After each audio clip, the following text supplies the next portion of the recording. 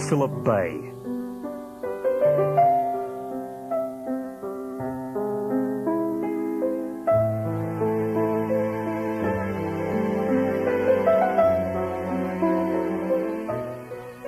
Gateway to the city of Melbourne.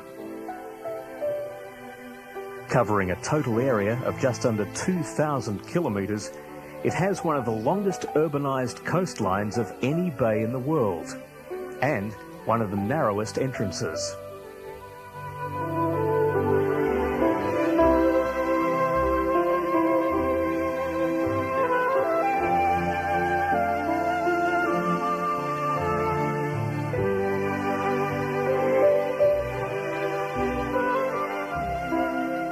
A lot of Melburnians have fond memories of summer holidays spent on sheltered bay beaches or at bay resorts.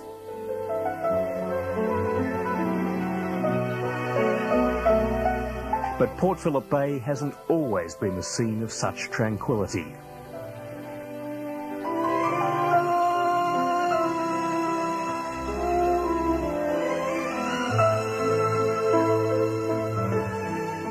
Many aspects of the bay's colourful history have been recorded by both professional and amateur cinematographers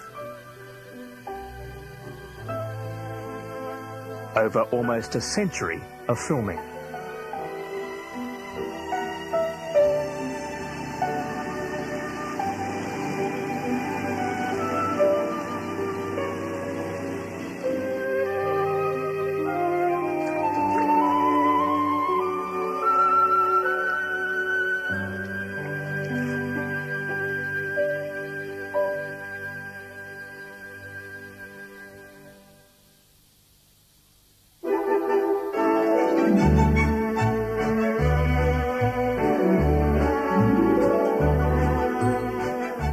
The suitability of Port Phillip Bay for an excursion trade was discovered soon after Melbourne's white settlement, and for more than 80 years, Melbourne was home to a fleet of bay steamers.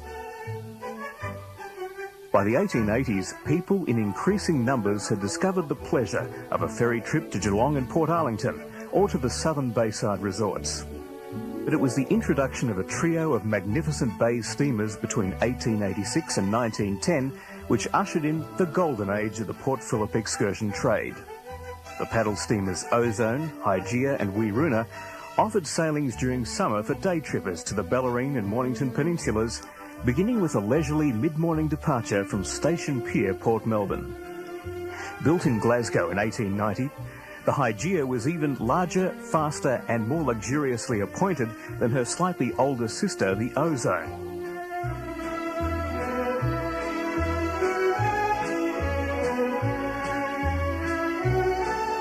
The Hygeia was licensed to carry 1,600 passengers, and her two distinctive funnels were elliptical to decrease wind resistance, one of her exclusive features.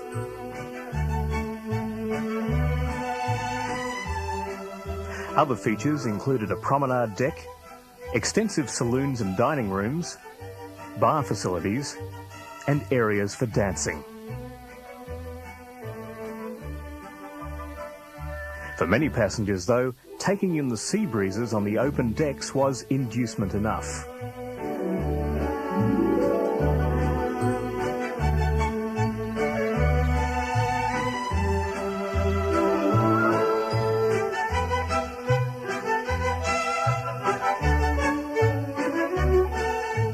In 1910, the PS Wiruna, the last and biggest excursion steamer expressly built for Port Phillip Bay, was added to the run.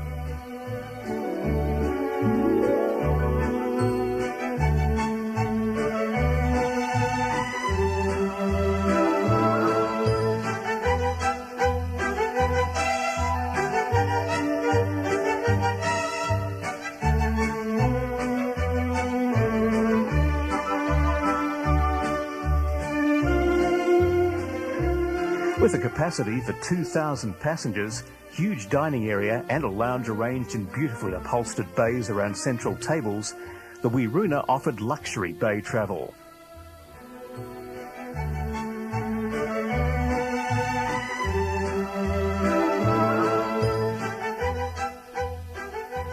At a distance, it was difficult to tell the two large ferries apart. The Wiruna, however, had two promenade decks, one running from stern to bow, and an upper deck to accommodate the extra passenger numbers.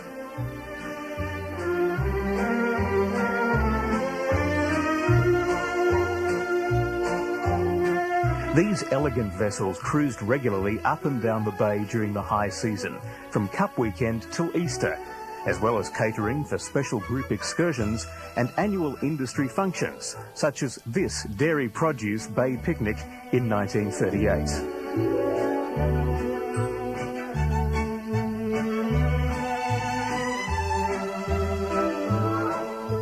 The steamers entertained countless numbers in this way, and also served as special charters for nobility and royalty.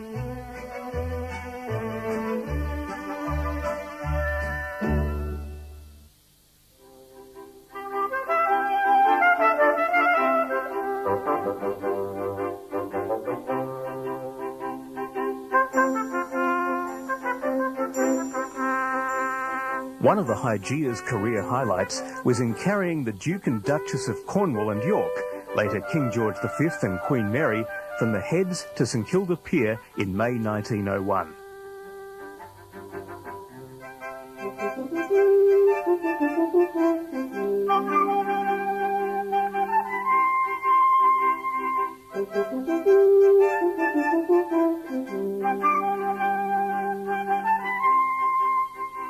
The royal visitors were in Melbourne for their most important engagement, the opening of the first federal parliament.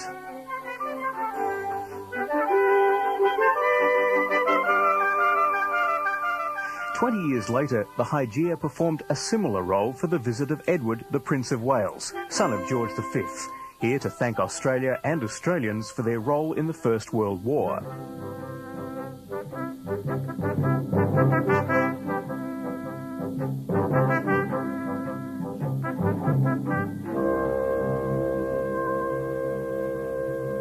But it was the regular excursions down the bay, fast, comfortable and safe, which ensured the popularity of the steamers over so many years.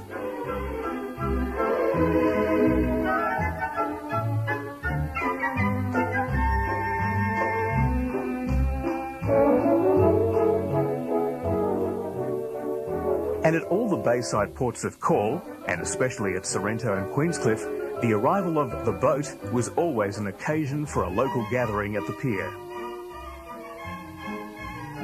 Commonwealth Government cinematographer Bert Ive playfully heightened this sense of anticipation, filming local ticket agent Doody Jenner to announce the Wiruna's arrival at Queenscliff.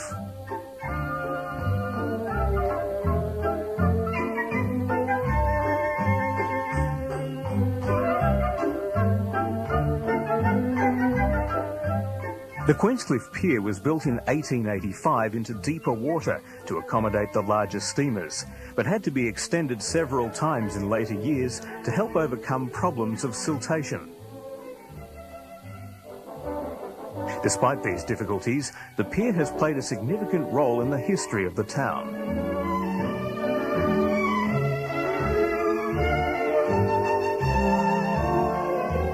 The waiting shed, which still survives with its distinctive iron rings and hoops, was originally fitted out with seating and was even used for concerts, community singing and dances.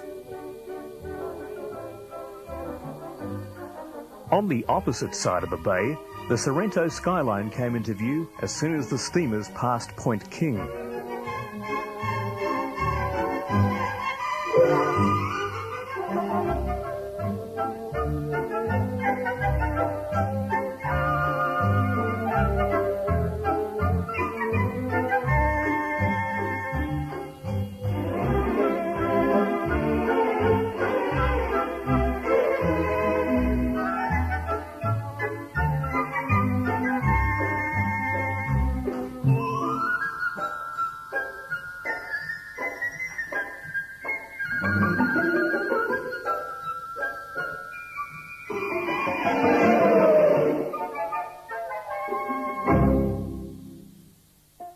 And the bustle of arrival scenes at Sorrento more than matched that at Queenscliff.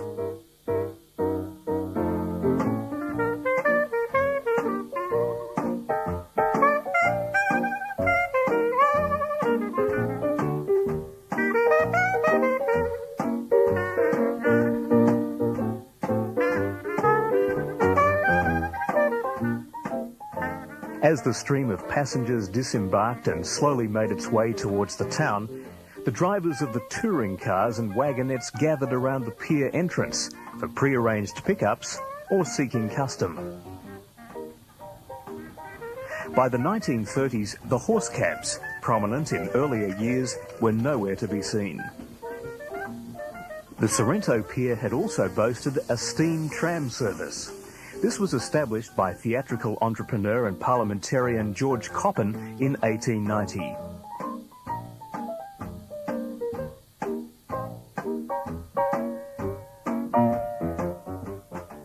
Until 1921, the tram conveyed passengers from the pier down the main street to the Sorrento back beach.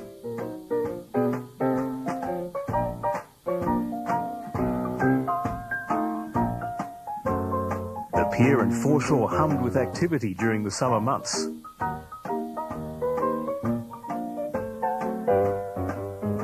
The boat picnickers promenaded,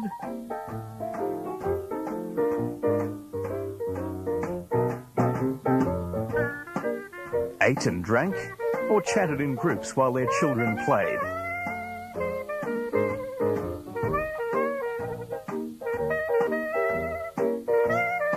Held picnic races and generally revelled in the holiday setting. The steamer trade was a major factor in the development of both seaside resorts. The Sorrento Hotel was built in 1872. This later view of the township was filmed from the hotel balcony.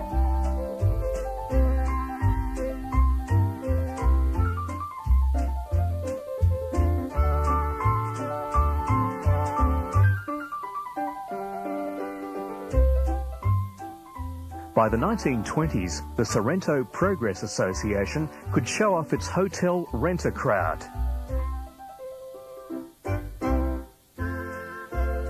And boast how its typical holiday home was no longer the humble timber or iron dwelling, but with the influx of wealthy city dwellers attracted by the beautiful beaches and recreational promise of the peninsula, something more along these lines. The Continental Hotel, thought to be the highest limestone building in Australia, opened its doors in 1875. Over the years, Sorrento offered visitors a variety of places to stay, some of them remaining popular well into the 1950s.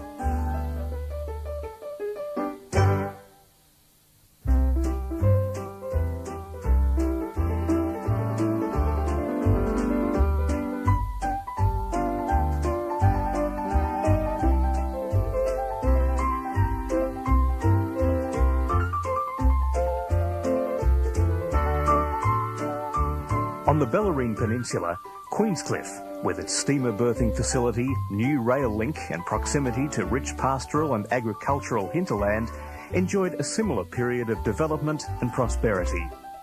This panorama was probably filmed from the Church of England Tower. By the 1890s, it too boasted magnificent hotels like the Esplanade, the Grand, the Bayou, renamed the Ozone after the paddle steamer, the Royal, the Queenscliff, and several large guest houses and private dwellings completed the gentrification of the former seaside village. By the 1920s, new, faster road links between these popular resorts and the city were in place, and the novelty of motor touring represented a serious threat to the excursion ferry trade.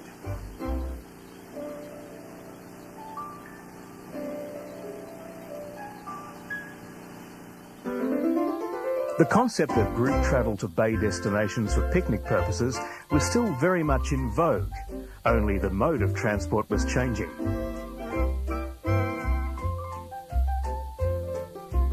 And overland touring was an all-year-round proposition, as these hardy members of the Victorian Baseball Union and their interstate guests attest to on their motor run to Mornington.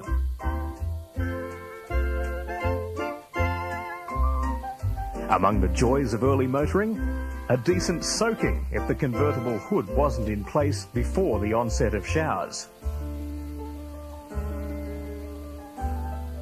And a sweet sound to the traveller's ears, the dinner gong. Mornington had also been a popular destination for city visitors for many years. The colonial history of the Snapper Point area stretches back to the time of Matthew Flinders, who made the first comprehensive survey of Port Phillip Bay from this site in 1802. The deep harbour at Mornington was a major reason for its original settlement and growth. The Mornington Pier was built between 1857 and 1863, and, despite several facelifts, remains on the same site today. For the visiting baseballers, undeterred by the chilly weather, a brisk walk around the headland was just the thing after a hearty meal.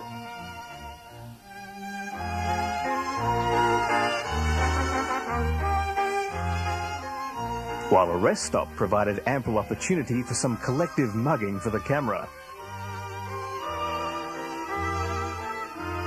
And the proprietor of the Royal Hotel received some unforeseen publicity courtesy of another party of day trippers eager to strike a novel group pose in front of the historic landmark.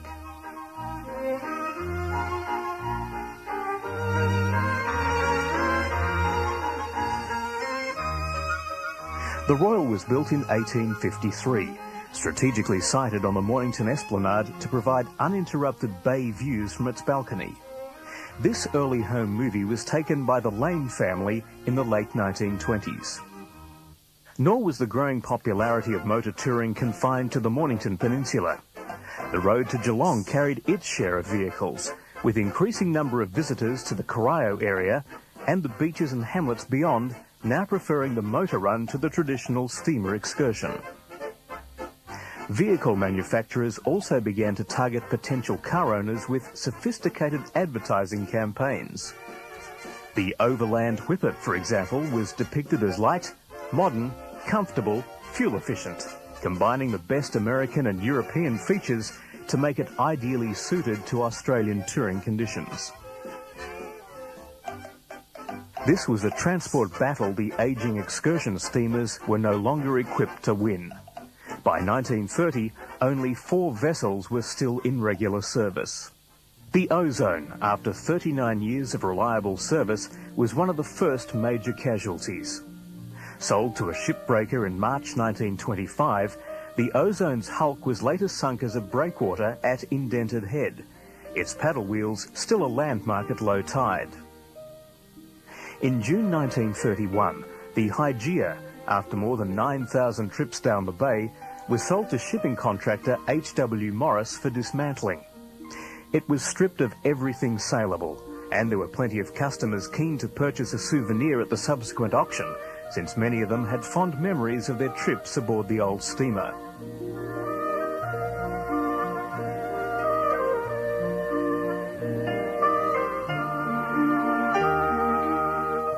Deck fittings, items of cutlery and furnishings, lifebuoys, seats, even the mast, the 2 elegant funnels and the still working Rankine and Blackmore engines all found eager buyers.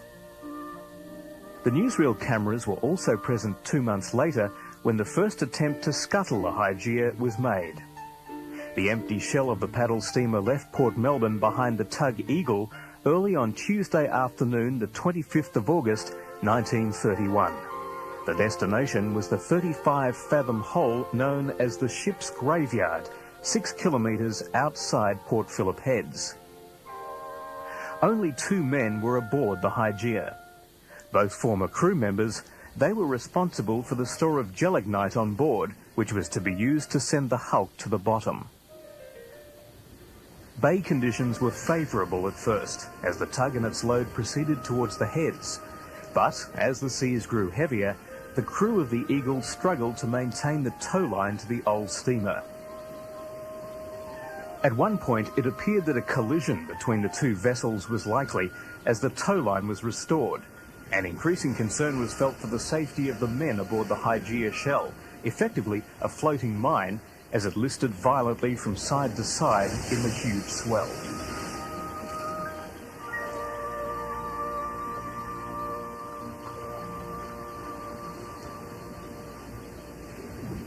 As the storm grew in intensity, the Hygeia broke away again from the Eagle off St Leonards, and this time there was no recovery. Driven by the storm, the hulk drifted helplessly, eventually settling offshore at Rosebud during the night. The Queenscliff motor lifeboat was called out in response to rockets, but by the time it arrived on the scene, the two Hygeia crew had already been taken ashore, safe and sound after their ordeal. But for the Hygeia's owner, the news was disastrous. He was still responsible for the disposal of the hulk, despite the pleas of residents of Rosebud and the surrounding districts to the relevant authorities to allow the Hygeia to remain offshore as a local tourist attraction. Finally, on the 10th of June 1932, the stripped hull of the Hygeia was towed out to the ship's graveyard by the Department of Ports and Harbours vessel, the Rip. No film record survives of the steamer's final moments, but its demise would have been similar to that of many obsolete vessels, such as the Rota Mahana, the former Bass Strait ferry, which was towed through the Heads and scuttled on the 28th of May 1928. The Rota Mahana was notable for being the first steamship constructed of mild steel. Once outside the old 3-mile limit, the tow line was hauled aboard the tug Miner and a crew dispatched to ignite the fuse. The footage of the Rota Mahana's sinking after detonation below the waterline resembles the eyewitness account of the Hygeia's last moments provided by former Age journalist Geoffrey Hutton, then a cadet shipping reporter for the Argus. She settled by the stern, but she was obstinate and would not go down. Suddenly the stern dropped, slipped back under water, and the bow mounted. For an instant she stood on end, pointing straight to the sky. Then she plunged down in a volley of bangs, like a popping from paper bags. The surface was broken by bubbles, and odds and ends of ship's fittings floated up.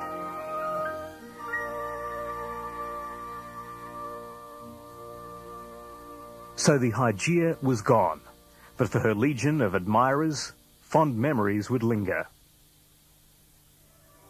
By the late 1930s, another distinguished bay ferry was nearing the end of a career probably unparalleled in maritime history. The iron screw steamer Edina, the old lady of the bay. Purchased by Captain William Howard Smith in 1875, the Edina underwent extensive alterations to fit her for the dual role of a cargo passenger steamer, and in May 1880 joined the Port Phillip trade to Geelong via Port Arlington. At that time, the Edina had already been in service for 26 years in the open ocean before enjoying, like the other excursion vessels, good patronage working the bay over an extended period. But by 1938, the veteran steamer had come to the end of the row, another maritime casualty of increasing road transport. Film crews were on hand to record her final arrival at Geelong on the 28th of June 1938, by which time, under the Howard Smith flag alone, she had carried some 2 million passengers.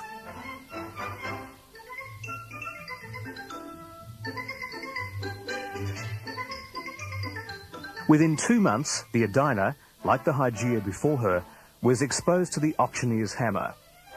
Another large crowd of old salts and souvenir hunters assembled, eager to buy a memento of the vessel. Sale items included the ship's bell. A 5 a porter, £6 been off. That's 16 done. 10 shillings. That's 16. That's 16. I'll take 10 shillings if you like. That's £16 for it done. Going at 16. That's 16. You never get another one. 16, 10. That's 17. That's 17. And lot 119, the ship's wheel. 119 this. Lot 119 this one.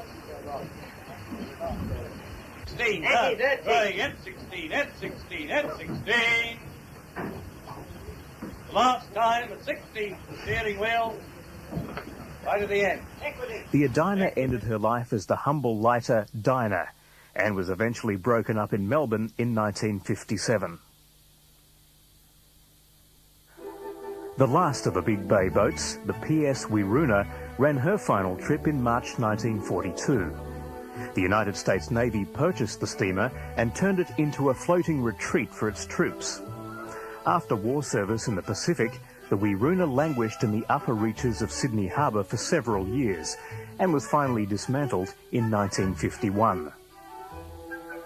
In following years, a number of smaller boats provided across the bay ferry services between Queenscliff, Portsea and Sorrento.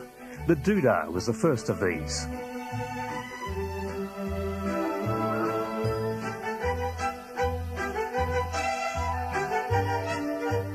These craft operated mainly in summer months, helping to maintain the links between the two southern Bayside communities and fill the void left by the big steamers.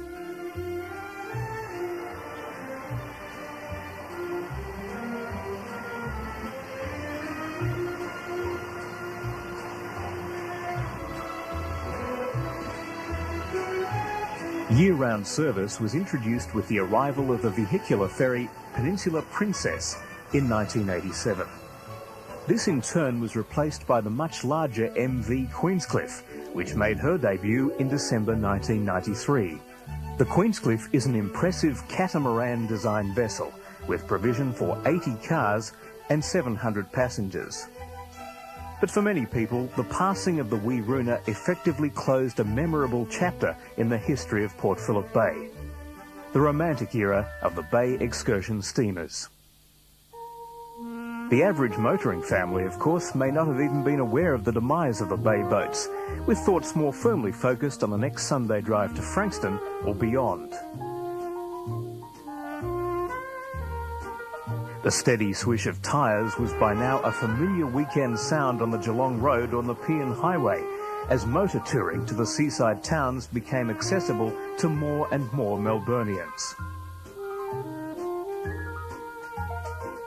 And, for the more affluent, an extended visit to the southern peninsulas without the need to stay at a hotel or guest house was also a possibility.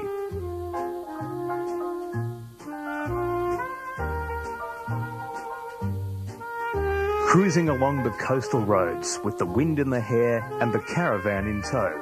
Well, there were worse ways to spend one's leisure time in summer.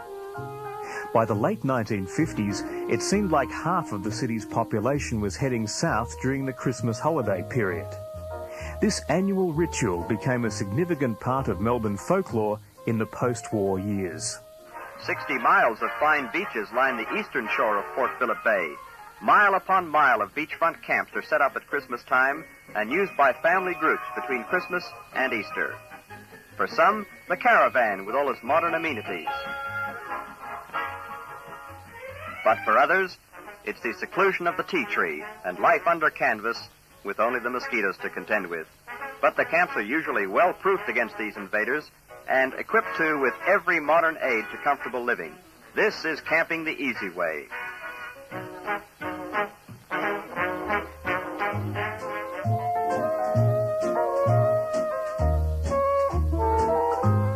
Many families would return, like migratory birds, to the same campsite on the same narrow stretch of bay foreshore year after year. Summer campers also swelled enormously the permanent population of the peninsular towns, a boon for local retailers. The tent brigade could also aspire to renting or dream of owning a beach holiday home. And the ultimate step? Permanent occupancy on the eastern coastal strip. Ocean views mandatory, of course. This perfectly round house at Frankston, the very last word in modern residential architectural design in 1953.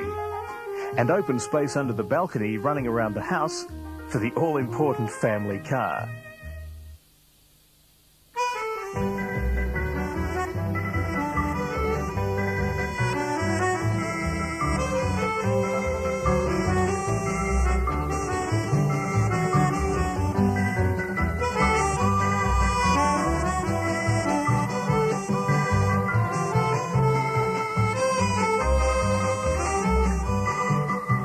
The southern seaside resorts of Port Phillip Bay had long attracted wealthy Victorian families seeking respite from the sweltering summer heat. In fact, members of Melbourne's establishment came to regard Sorrento and Portsea in particular as their private territory. When jetties and piers began protruding into bay waters in the second half of the 19th century, ostensibly for sea transport, they also provided summer resort visitors or residents a sand-free means of taking in the sea air, promenading, and most importantly, being seen. This footage of Portsea Pier was recorded by self-taught amateur cinematographer Gordon Gidney in the late 1920s and early 30s.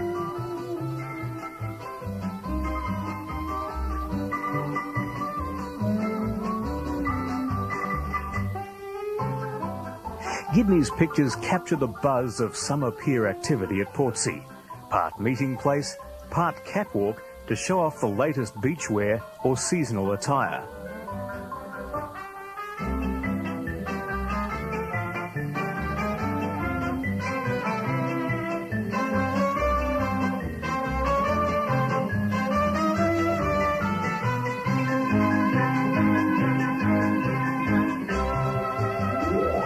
Or something more exotic, a pier demonstration of the latest in insect repellent preparations.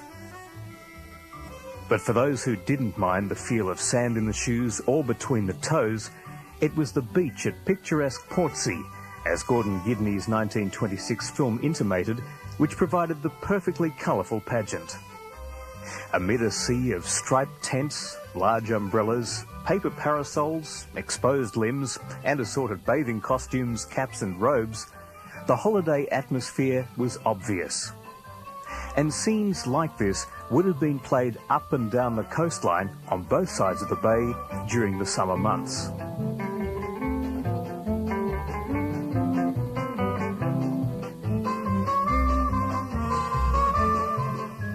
A shower or two might cause the revellers to seek temporary respite in the bushes.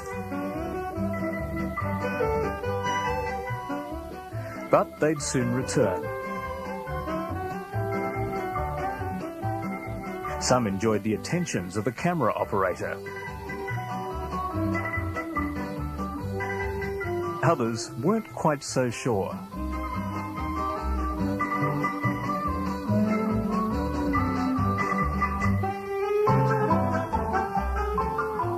But then, as now, a day at the beach was rarely confined to horseplay or less strenuous activity on the sand.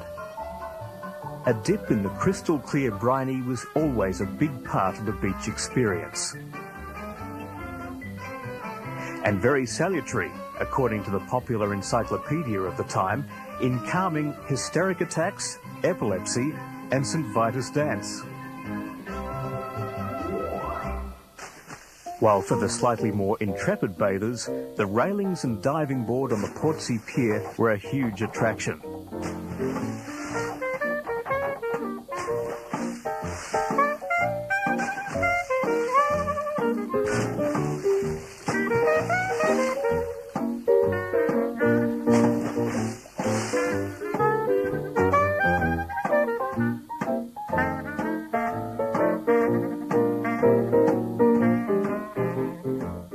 If the crowds didn't appeal, and one had right of access, splashing about in a fenced enclosure serviced by a private jetty was an option.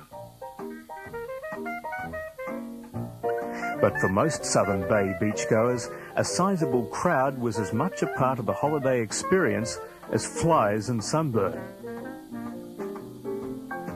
At the Sorrento Back Beach, one of the most popular spots was what the Progress Association dubbed the Old Swimmin' Hole. And again, cinematographer Bert Cross had no problem enlisting wholehearted participation from swimmers while filming at this location.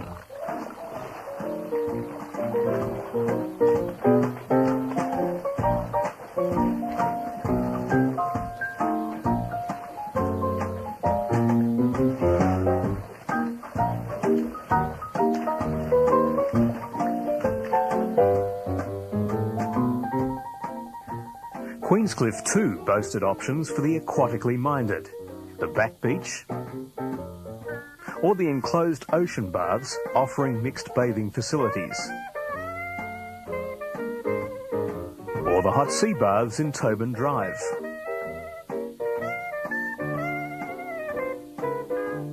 The water's edge combined the best of both worlds, especially for children.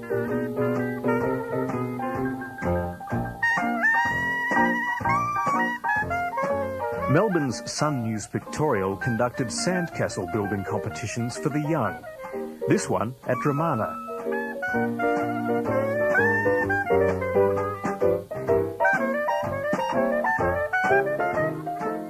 In fact, for major earthworks on the shoreline, a team of junior diggers would take a lot of beating.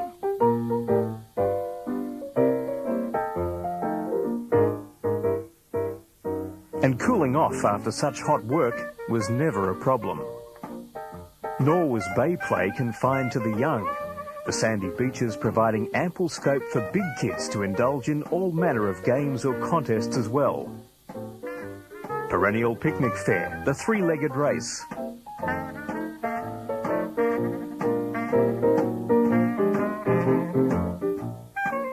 Or try running with a paper bag over your head.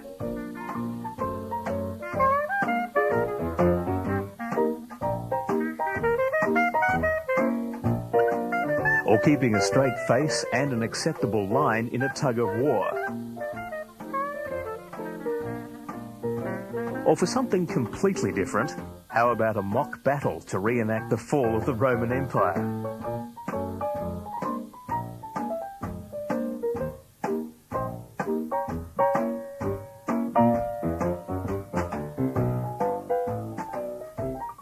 Beach cricket, on the other hand, cut across any age or gender barrier.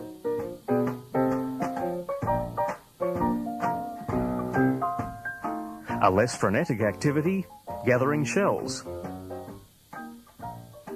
Or you could do very little at all. The wide, safe beaches on both sides of the bay became even more popular as family holiday playgrounds in the 1930s, 40s and 50s. And there were plenty of alternatives to the traditional Mornington, Sorrento, Queenscliff sojourns. Located at the southwest tip of the bay entrance, Point Lonsdale Beach attracted its share of summer visitors. While on the Mornington Peninsula, the sweeping arc of sand stretching from Safety Beach all the way to Sorrento could cater for large numbers of beachgoers over the holiday season. And it wasn't always necessary to travel longer distances for the Bay Beach experience. The historic Eastern Beach Swimming Complex at Geelong, its high point occurring in 1939 with the opening of a shark-proof enclosure able to accommodate 10,000 bathers. On the opposite side of the bay, the beach at Frankston, gateway to the Mornington Peninsula, but often the journey's end for many day trippers during summer. For families, Frankston offered both a well-established shopping precinct as well as a relatively safe beach environment, unless you happen to injure yourself on a stray deck chair.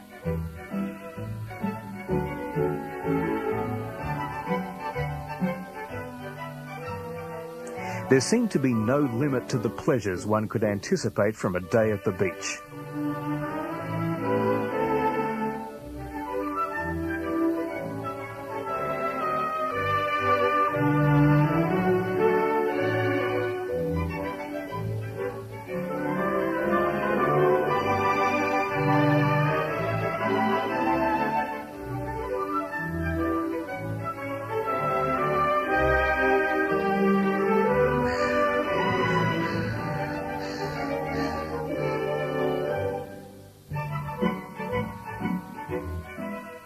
Including, in less enlightened times, the serious pursuit of a golden tan.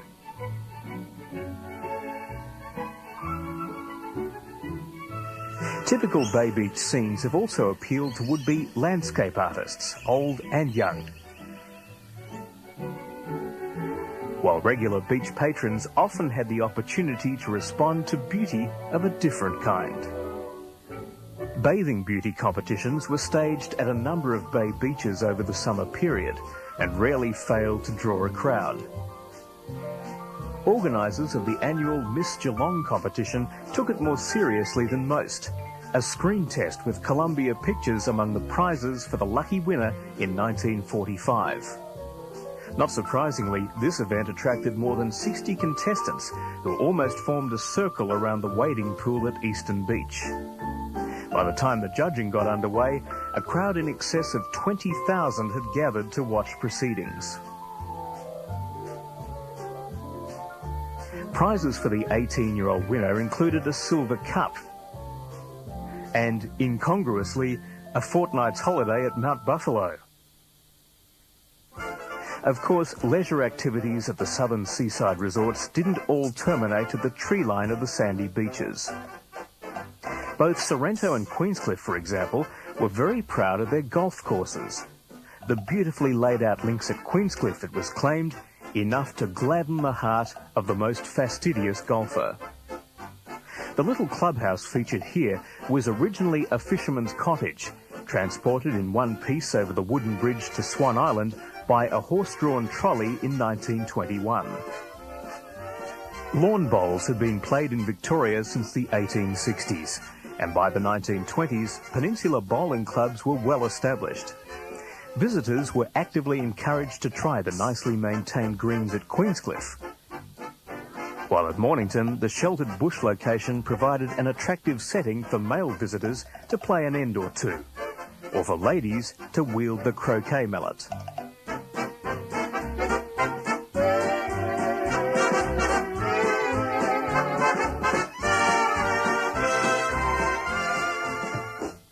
The peninsula towns were also keen to promote their tennis facilities, Queenscliff advertising 3 first-class courts for use by visitors of both sexes in the 20s.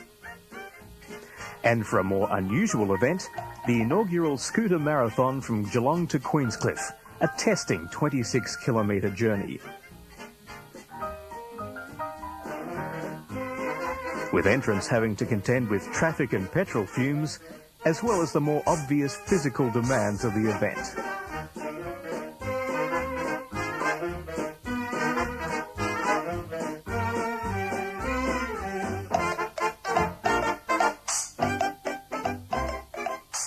In the dramatic Main Street finish to the 1936 scooter marathon, Alan Thompson triumphed by the narrowest of margins. Whenever it was staged, the race continued to draw entries from hardy souls willing to push themselves and their scooters to the limit. This coverage is of the Queenscliff Centenary event in 1963. Recreational activities on the southern peninsulas over summer were also available through organised camps and retreats. The music camp at Point Lonsdale is arranged by the National Fitness Council and the Victorian School Music Association. The council provides the camping facilities, while the Music Association supervises the musical program.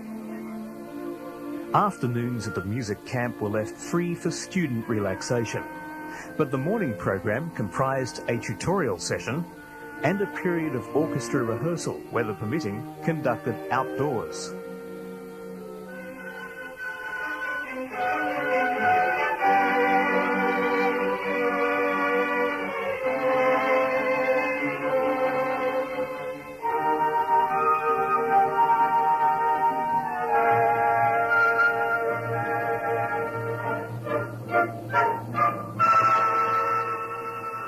The Lord Mayor's Country Children's Holiday Camp at Portsea, now sponsored by Rotary, was opened by the Governor of Victoria, Sir Dallas Brooks, and Melbourne Lord Mayor Sir James Disney in 1951.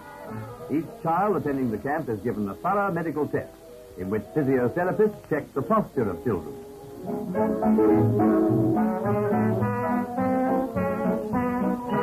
X-rays are among the details of the complete medical report given to each parent.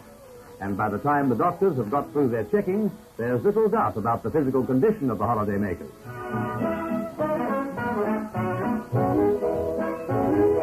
Teeth are given plenty of attention because there's a lot of work for them to do.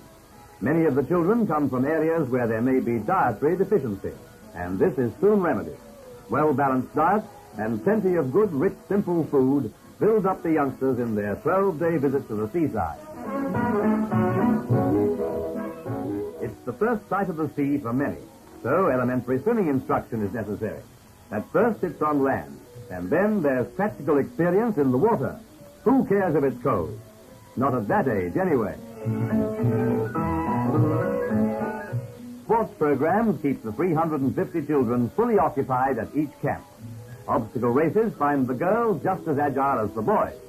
And in fact, they're quicker off the mark.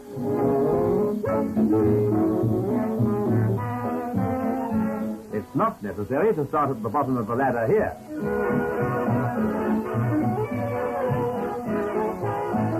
It's good fun, good health, and good fortune as the city aids the country in building up tomorrow's citizens. For a time, though, the best-known peninsular outpost was Percy Serity's training camp at Portsea. Among those prepared to undergo the harsh training regime at Portsea was former world bantamweight champ Jimmy Carruthers. Carruthers retired undefeated from boxing in 1954, but sought out the Spartan facilities and tough exercise program devised by Serity to help prepare him for his comeback bouts in 1961.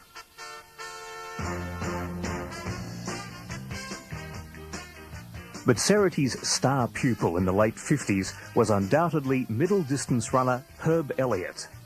He too spent time at Portsea, well away from cinder tracks, developing upper body strength through a weights program and endurance by running barefoot along the hardest paths against natural resistance.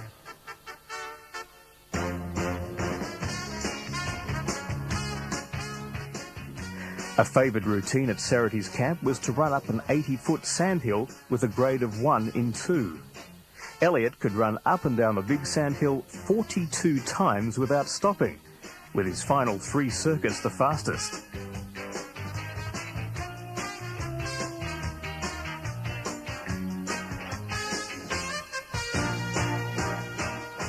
Such gruelling exercise tended to be only for the select few. But the beauty of the bay as a playground was that it offered something for all tastes and shapes.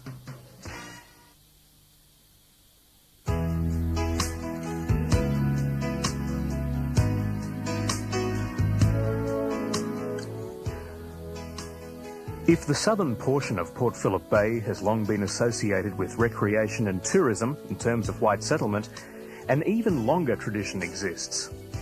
From the mid-1800s, fishing was an important aspect in the development of the peninsular towns, including Frankston, Rosebud, Mornington, Sorrento, Portsea and Queenscliff. Despite other levels of development around the bay, the fishermen have always been there. And Port Phillip Bay has been famous for its fish varieties. In the early days, fishermen in the Portsea-Sorrento area used cliff-top lookouts to spot shoals of mullet and whiting. Often they would preserve the catch in netted areas offshore, pending transport to Melbourne.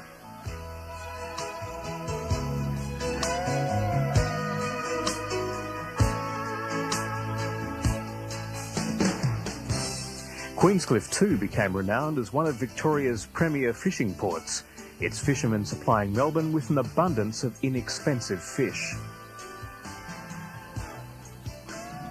Port Phillip Bay's commercial fishing fleet comprised many specialised craft, the majority of them locally designed and built. Cray boats were always active in bay waters.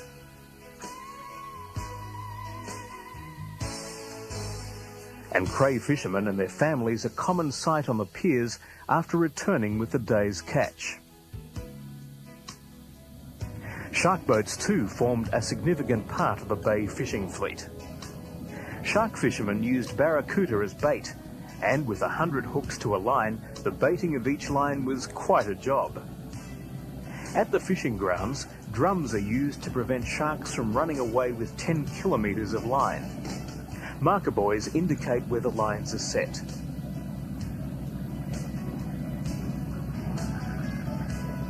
A winch assists in the hauling in of lines, and as soon as a shark is landed, the hook is retrieved and the shark killed by a cut across the back of the neck.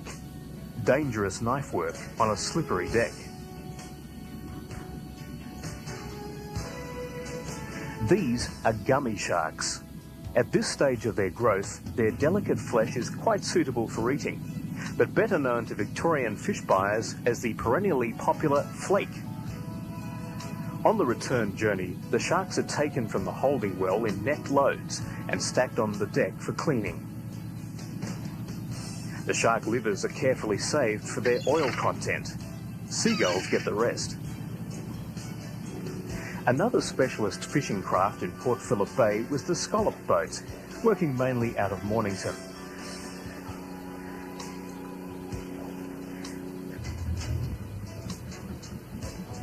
These craft were fitted with a dredge to scoop up the shellfish from the seabed, and became more prominent during the 1960s and subsequently.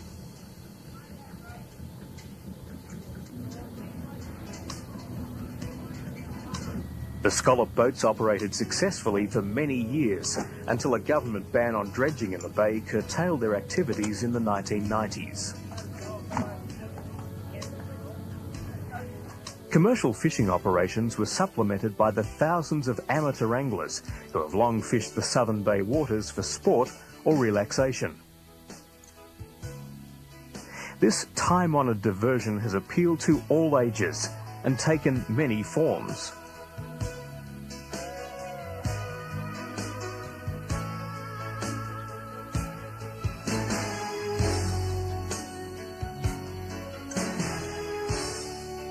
One of the more unusual was the use of the harpoon to catch stingrays, described in 1919 as a popular sport for visitors to Queenscliff.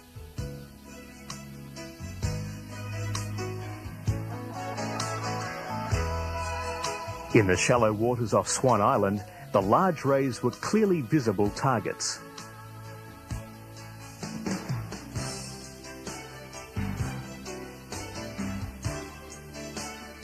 To succeed, harpoonists needed a good eye and a strong arm.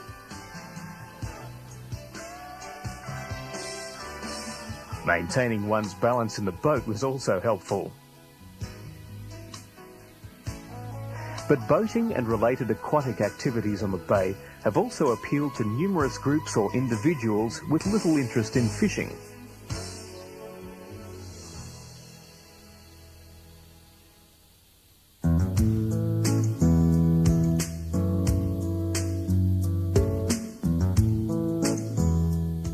And again, the bay has catered for all types and vessels.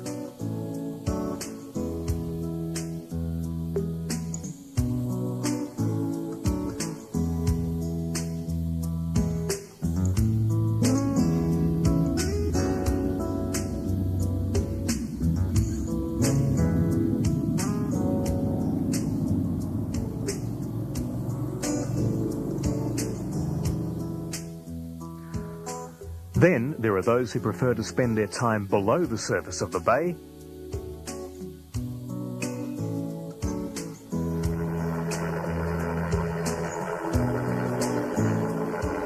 or above it. Mount Martha teenager Bernard Dowd had it both ways with this pair of elevated hydrofoil water skis, something new and neat on the Mornington Peninsula in 1966. Or you could try a non-stop swim around the bay, as local marathon swimmer Tammy Van Wees endeavoured to do in March 1995. Forced to abandon her attempt due to rough conditions off Sorrento, she returned in a symbolic gesture 4 days later to complete the final leg, a 5-kilometre swim from Sorrento to Portsea Pier. But in terms of role models, young boys sailing their toy yachts in the shallows may have dreamed of someday emulating the feats of international yachtsmen like Alec Rose. The lone British sailor entered Port Phillip Bay during his successful bid to sail around the world. Rose was honoured at a civic reception in Queenscliff in early 1968, after seeking refuge from wild seas in Bass Strait in his yacht Lively Lady. The Queenscliff residents presented Rose with a copy of Peter Williams and Roderick Searle's book on shipwrecks at Port Phillip Heads. Rose also found time to acknowledge local yachtsmen, prior to setting sail again.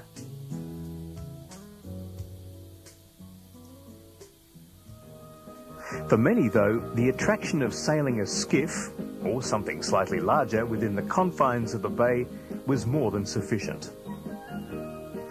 Yacht club activity on Port Phillip Bay dates back to the 1850s, and the bay has, over the years, developed a reputation as a major centre for sailing.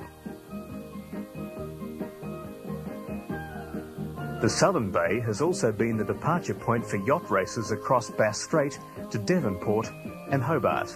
Beginning in 1907, the Melbourne to Devonport event is the oldest yacht race in Australia. From 1946 until more recent years, the race started at Queenscliff on an annual basis. The yachts are away with a good fresh sou'easter on the race to Devonport, some 315 kilometres to the south.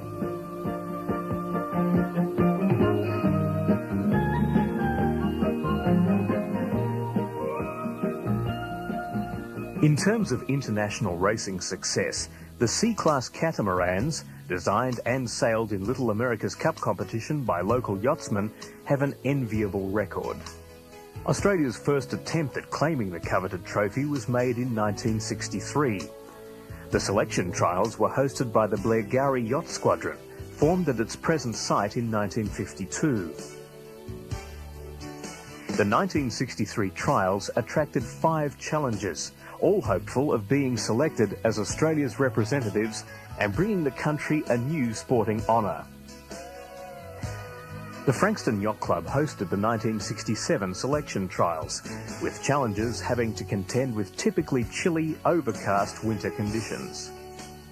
Keen interest centred on the performance of Quest 3, skippered by Peter Bolton, and considered the best chance yet of securing for Australia the International Catamaran Challenge Trophy for the first time. Bolton and crew member Lindsay Reese brought Quest 3 in as a decisive winner at the trials, but the ultimate prize was still 3 years off. Developed from 2 previous Quests, Quest 3 was also the brainchild of famous father and son design team Charlie and Lindsay Cunningham. Crewed by Bruce Proctor and Graham Candy, Quest 3 duly succeeded in winning the Little America's Cup by defeating a Danish crew in Copenhagen in 1970.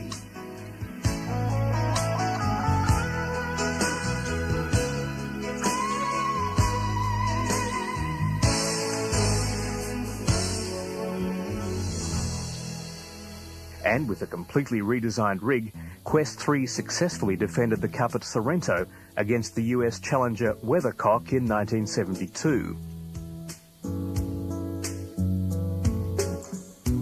For the 1974 challenge, the Australian selectors chose Miss Nilex to defend the trophy. Designed by automotive engineer Roy Martin, Miss Nilex featured a revolutionary solid wing mast, the first practical solid wing mast in the world. Dispelling any doubts concerning its inflexible mast design, Miss Nilex proved exceptionally fast in all but the lightest wind conditions. Crewed by Bruce Proctor and Graham Ainsley, Miss Nilex defeated the New Zealand challenger Miss Stars 4-0.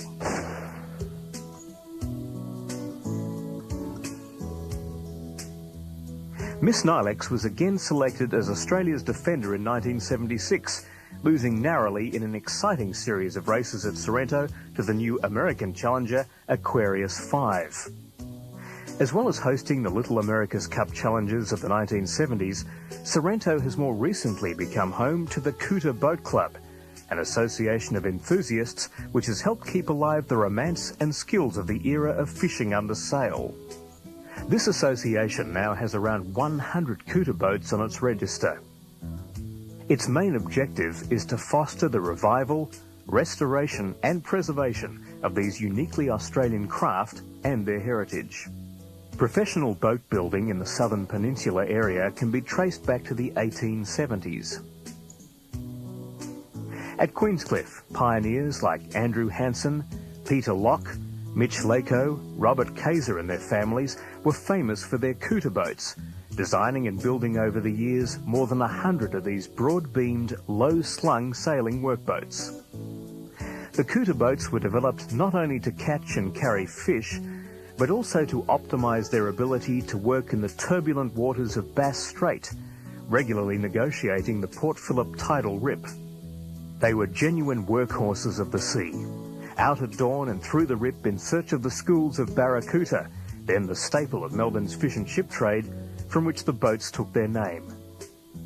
Once a school was located, cooter fishing was a non-stop affair. And how they bite, 15 to the minute into every boat. You don't even have to use bait, just a piece of shaped wood with the hook attached. Just as well, too, with prawns the price they are. Once the first fish is hooked, the school follows it up to the boat. And then it's just a matter of how fast you can get the line back out. You can have your fancy baits. You can catch barracuda with the handle off a scooter. Laden to the gunnels, the boats then headed back to port to catch the markets. With the return of the fleet, Fisherman's Pier was a hive of activity. After the boats were unloaded, the fish were boxed, packed with ice, and loaded onto the pier transport for delivery to the train.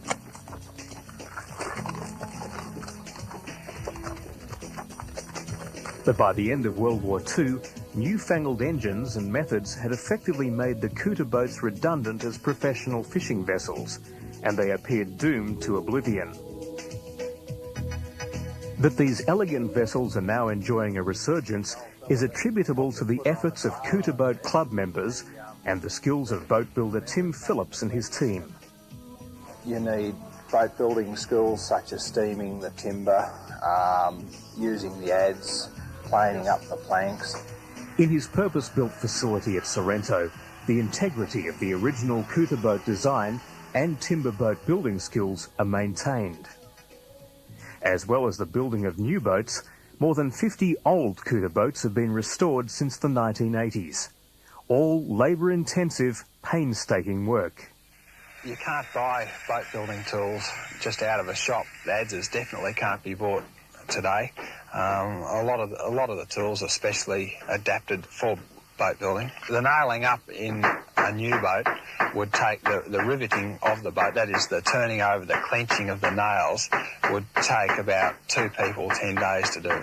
There'd be 6,000 nails in a new boat just to be clenched. Once built or restored, the Cooter boats are ready to sail or race. Cooter boat regattas revived the era of fierce competition between fishermen for the honour of owning the fastest boat. Fishermen used to go out and they used to catch their limit of fish, and the first bloke would obtain his limit and would sail for home, and the whole fleet would take on after him because he'd catch the best market and get the prestige of getting back to Queenscliff first. And what happened is a very, very fast boat evolved. Indeed, the simple, functional lines of the Cooter boats came to embody the grace, style and performance of much grander racing yachts. Having helped revive the great age of sail, Tim Phillips remains one of the Cooter boat's greatest fans.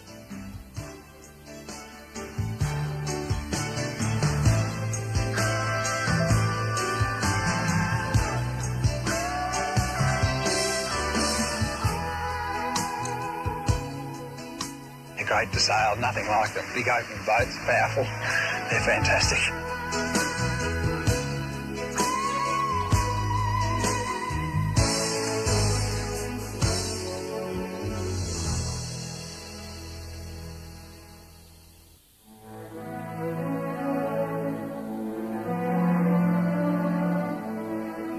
While the sheltered waters of Port Phillip Bay seem to provide a relatively safe haven for commercial or leisure craft, this is no sea of tranquility.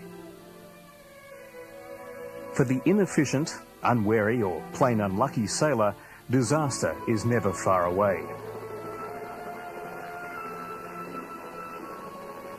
Even one of Tim Phillips' most prized and seaworthy Cooter boats went under for the first time in her life while on loan. She'd been sailed under by the crew. I wasn't very pleased. She's about 80 years old. She's really a Victorian treasure. So I'm very relieved. This is quite priceless, this one. Dismay too for the equally venerable topsail schooner Alma Dopel, the fully restored youth sail training vessel.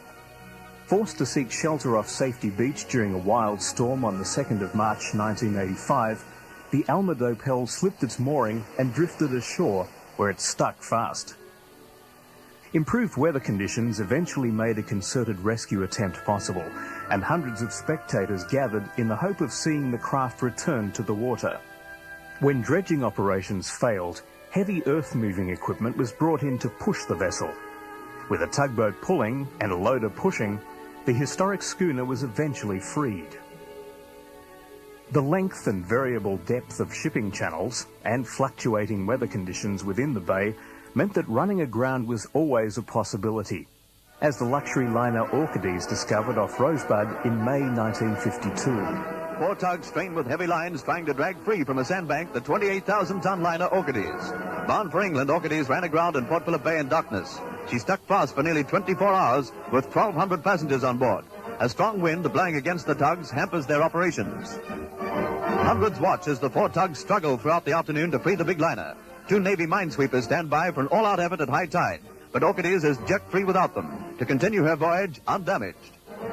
A smaller passenger vessel came to grief in similar fashion near Pope's Eye in July 1957. The 2,000-ton Adelaide to Port Lincoln passenger ship Mini Power goes ashore on rocks in Port Phillip Bay after leaving dry dock in Melbourne.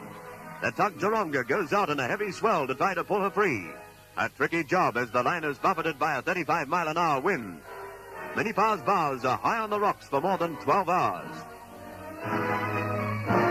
Then, as the tide rises, the straining tug gradually drags her free. She slides off, jams on a sandbar, and then is free again. A successful end to a drama of the sea, only 1.5 miles from the shore. Misfortune at sea could strike in many ways.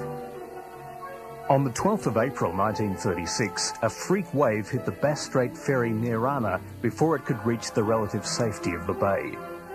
The wave struck with such force that the vessel was nearly capsized, 3 passengers were lost overboard, a 4th was crushed to death on deck, and several others were injured. Remarkably, the steamer itself sustained little damage and was able to continue on through the heads to Melbourne.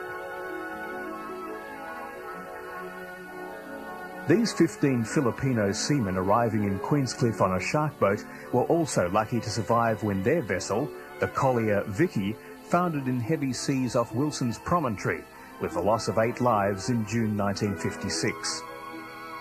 The survivors were rescued by the freighter King David before transfer to the smaller boat. At Queenscliff, they were given hot drinks and warm clothing at the Esplanade Hotel. A special bus was to take them to Melbourne, where they were to be cared for until they could return home. But the most publicised drama involving the Southern Peninsula area and community occurred on the 17th of December 1967, as Australians absorbed with disbelief the news that their Prime Minister had suddenly vanished into the ocean off Cheviot Beach.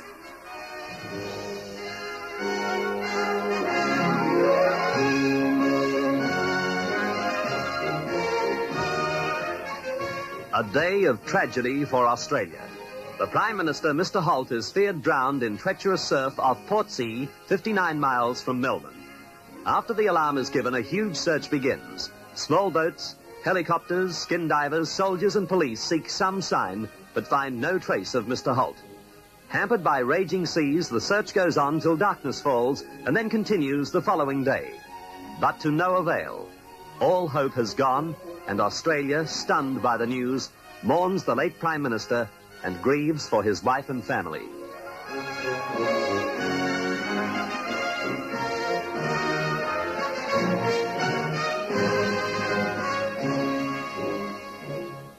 Potential hazards outside and inside Port Phillip Bay have also been more than matched over the years by those at its entrance.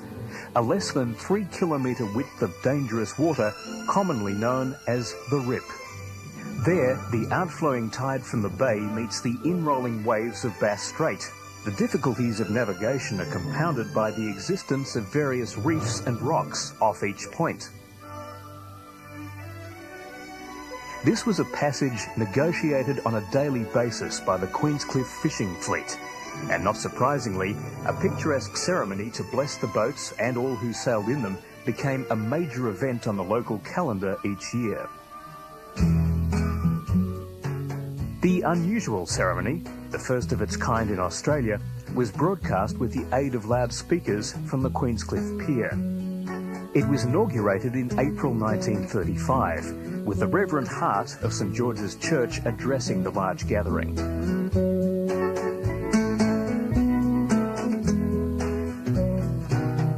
The impressive religious service was captured by newsreel cameras in subsequent years as well, with snippets of the official party arrival and parts of the ceremony itself being recorded.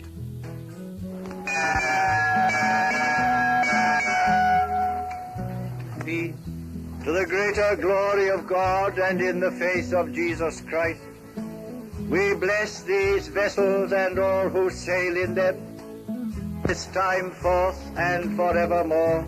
In the name of the Father, and of the Son, and of the Holy Ghost. Amen.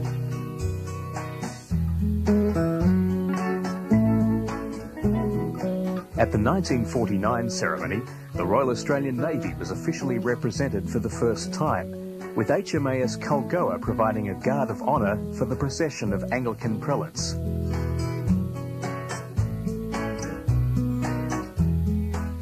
Thousands of onlookers heard Captain Armstrong, formerly of HMAS Australia, read the lesson.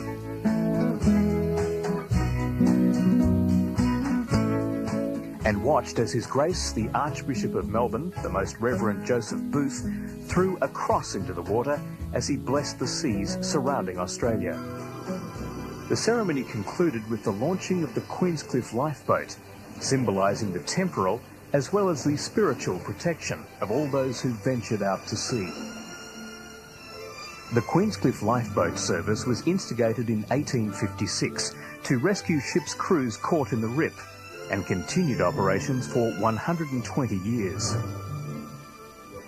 The fourth and last of the purpose-built lifeboats was also the first motorised vessel, all before having depended on oars and brawn upon sails and seamanship. The Queenscliff, as this last boat was named on the 9th of April 1926, was fitted with every modern safety and navigational device. It carried a crew of 10 and had a capacity for 30 persons. That the lifeboats performed so well and over such a period of time is testament to the courage of their crews. Queenscliff, the boat, was housed in a special overhanging shed on the pier and manned as the need arose. It was launched from a balancing cradle which tilted under controlled crew weight to tip the boat onto rollers and down a sloping ramp. The boat hit the water at around 56 kilometres per hour. This last lifeboat was finally withdrawn from service in 1976 and is now a featured attraction at the Queenscliff Maritime Museum. The practice life-saving drill at Queenscliff, held once a month, also included the testing of rocket equipment. After the rocket landing, an endless whip would be paid out and made taut on the pier, and mock rescue effected using a sling chair device called the Breeches Buoy.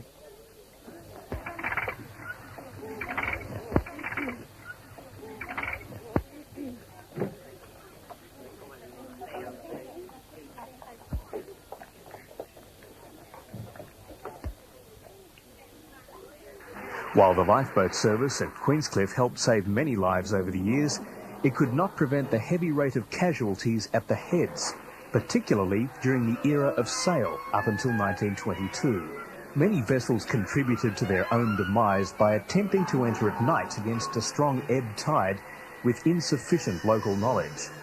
The ebb tide runs partially across the bay entrance with great force, causing a tumultuous sea which, in southerly or westerly gales, often breaks from point to point. Among the measures adopted to modify the dangers of entering the heads was the blasting program, carried out by bay authorities over a long period. Explosives experts would row to the designated blasting site along the reef running from Point Lonsdale to Point Nepean, sink the charges and hurry back. The subsequent detonations aimed to level the rocky shoal and make the shipping channel 10 metres deep or deeper. The ports and harbours dredge, the Pioneer, was also used to improve the navigability of the shipping channels. But none of these measures could eliminate entirely the hazards of entering the heads. Corsair Rock, with only 2.5 metres covering it, was always the greatest danger, and even knowledge of its exact position did not bring to an end the long list of ships striking it. The freighter River Burnett was a typical case.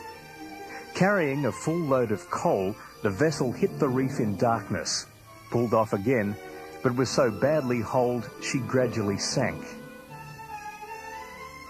By the time the newsreel cameras arrived, most of the crew had already been taken off, and the collier was resting on the bottom with its bow fully submerged. In September 1963, the infamous rock claimed 2 victims in the space of a week. The first, the coastal freighter Karoon, was towed to port and placed in dry dock for assessment after it was holed in 3 places. At the bow end, the reef ripped 2 gaping holes and a third near the propeller shaft. The second casualty, another coastal freighter, Beltana, crashed onto the rock at almost the same spot as the Karoon. But no doubt the most sensational and best publicised victim of Corsair Rock in the post-sail era was the freighter Time. The interstate freighter Time, ashore on Corsair Reef, Port Phillip Heads. Perched on the rocks in 25 feet of water, she's badly holed and taking in water forward. Carrying sugar from Queensland, Time was entering the Rip against an ebb tide. In this strong current, her steering gear failed and she went aground. The crew stand to the pumps all day, and then Captain McClenaghan orders abandon ship. A lifeboat from Queenscliff takes off 44 officers and men. Built in 1913, Time carried supplies to New Guinea during the war. She survived Milne Bay raids, but now she's abandoned, a peacetime casualty. Members of the crew take their belongings ashore. Their ship, old as she is a serious loss to interstate trade.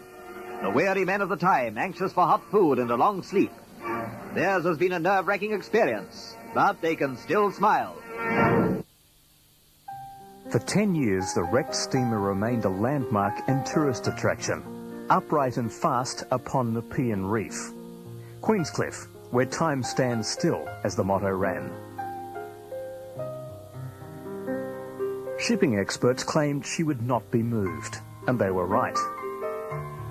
After the failure of various efforts to shift her, she was duly abandoned and sold. Eventually, she was purchased for salvage by a syndicate of Queenscliff fishermen, including this happy group emerging from the Queenscliff Hotel. The SS Time was finally sunk in 1959 to accommodate Stanley Kramer's Hollywood production crew in setting up one of the closing shots in On the Beach, a shot that was never used.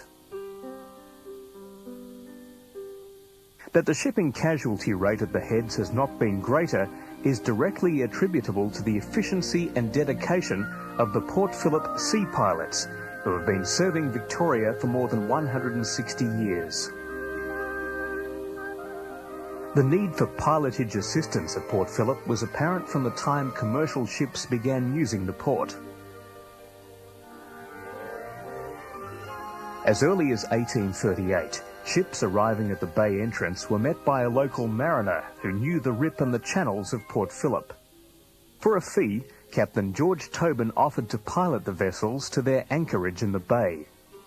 In March 1839, Captain Tobin was granted a licence, thus becoming the first Port Phillip sea pilot.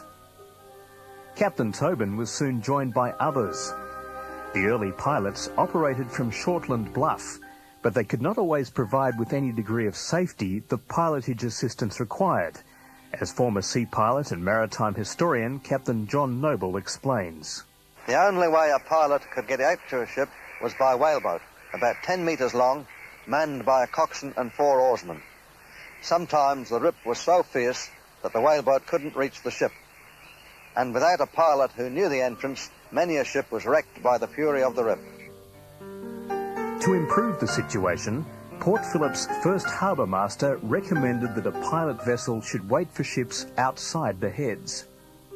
If the captain of an incoming ship needed assistance through the heads, he would stop to allow a pilot to board from a small workboat, a practice which continued largely without change until the 1970s. The worst disaster to befall the pilot service was when its best-known vessel, the schooner Rip, was overwhelmed by huge seas in the passage whose name she bore in July 1873. But there were other vessels, and many other individual acts of bravery by pilots and the crews assigned to work with them, and many of the pilot boats have since become legend. In 1901, the pilots bought their first steamship, the Victoria. She served until 1957, alternating with the Alvina, formerly a British steam yacht, and the Acuna, captured from the Germans during World War I. Then in 1953, the new pilot ship, the Whyuna, sailed through the entrance to take up position outside the heads. Since 1973, the pilots have used high-speed motor launches, a far cry from George Tobin's original whaleboat and tent on the beach. These launches have proved their efficiency in most conditions off Western Port and outside Port Phillip Heads.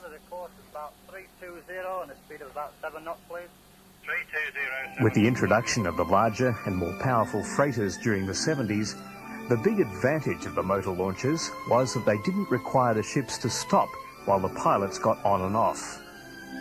But while these modern ships had the power to assist their passage through the Rip, the speed at which they move gives the pilot little time to make corrections to his course. Accordingly, the pilot service at the bay entrance was as vital as ever, as Captain Tim Tyler explains. The basic idea of getting a vessel through the entrance to Port Phillip is to line up the two lighthouses at Queenscliff. Once they are lined up, it leads you through the deepest part of the channel. That sounds easy enough, but when you consider a vessel of this size of 38,500 tonnes doing 15 knots, with the engines full astern, it would take 3 kilometres to stop it, and heading into a narrow channel, which is surrounded by reefs and rocks and a treacherous tide. These things must give you some idea of the difficulty that a pilot experiences when taking a vessel through the heads to Port Phillip. With the sale of the Whyuna to the Australian Maritime College in 1979, the 30 or so pilots now serving Port Phillip are all transferred to and from ships by high-speed launch. The modern operations centre for the pilot service is still based at Queenscliff, standing upon the original site used by George Tobin all those years ago.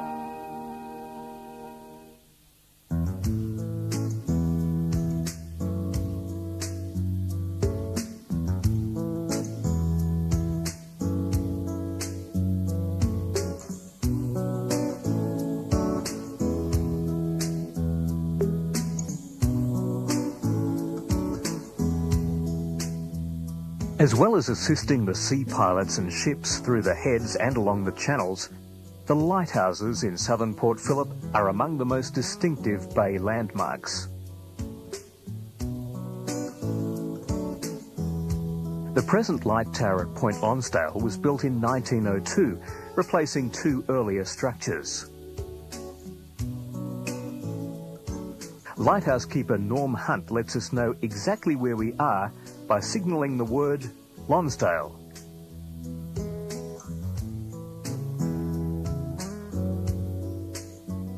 It was also a superb location from which to look at shipping movements through the heads.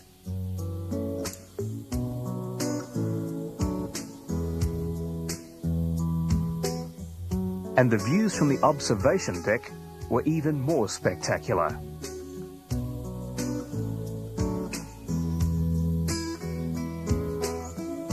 The octagonal signal station and port control observation room at the light's base were added in 1950. The lighthouse at Cape Schanck was erected in 1859 to mark the eastern approaches. while Queenscliff's two lighthouses, the Upper Black Light and the Lower White Light, are each the second lights to grace Shortland Bluff. Both were relocated to their present sites and assembled in 1863. The adjacent lookout tower, now raised on a brick pedestal, even older. In 1840, the pilot's boatman kept a lookout from this tower overlooking the entrance to Port Phillip. Another historic fixture within the Southern Bay is the South Channel Pile Light. This light has been in existence since 1874, built to guide the clippers which connected the colony with Europe. It is now the last of its kind, since a similar light near Williamstown went up in flames in 1976, and with its resident seals, an established attraction for tour operators. But with its light finally extinguished in 1985, its maintenance was neglected, its structure increasingly rickety, and for a time its demolition seemed a real possibility. The progressive widening of commercial shipping channels also represented a danger to passing vessels and to the light itself. But Heritage Victoria identified the South Channel Light as having state significance, and in 1998, under the new management of Parks Victoria, the structure was taken to the edge of the Yarra River in Melbourne to allow it to be repaired and restored in the best possible circumstances.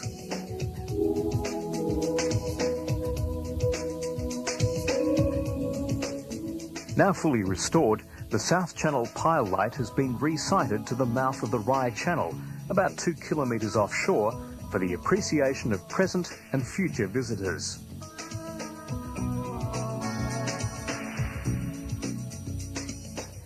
The tallest lighthouse in the bay was the Eastern Light at Macrae.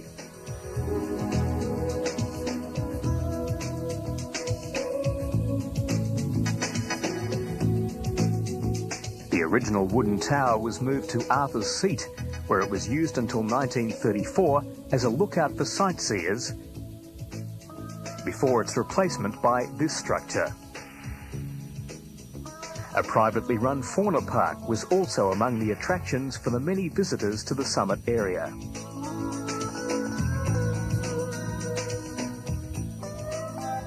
Arthur's Seat is the most familiar of all Port Phillip Bay landscape features and the highest point on the Mornington Peninsula. The first recorded European to climb Arthur's Seat was Matthew Flinders on his epic voyage around the continent in the Investigator.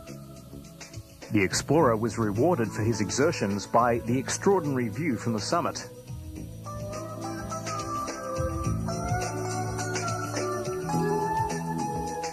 The thousands of visitors who frequent the area each year have access to the same spectacular treetop vistas from the vantage point of Australia's first non-ski field chairlift, which opened in January 1961. The glorious bushland of Victoria's Mornington Peninsula slips by below as a new tourist attraction opens. Sir John Jungworth, chairman of Victoria's Tourist Development Authority, is among the first on a 20,000-pound chairlift that reaches to a mountain summit at Dramana. The novel idea, previously used only on the snowfields, comes into its own here and gives visitors a bird's-eye view of the picturesque panorama.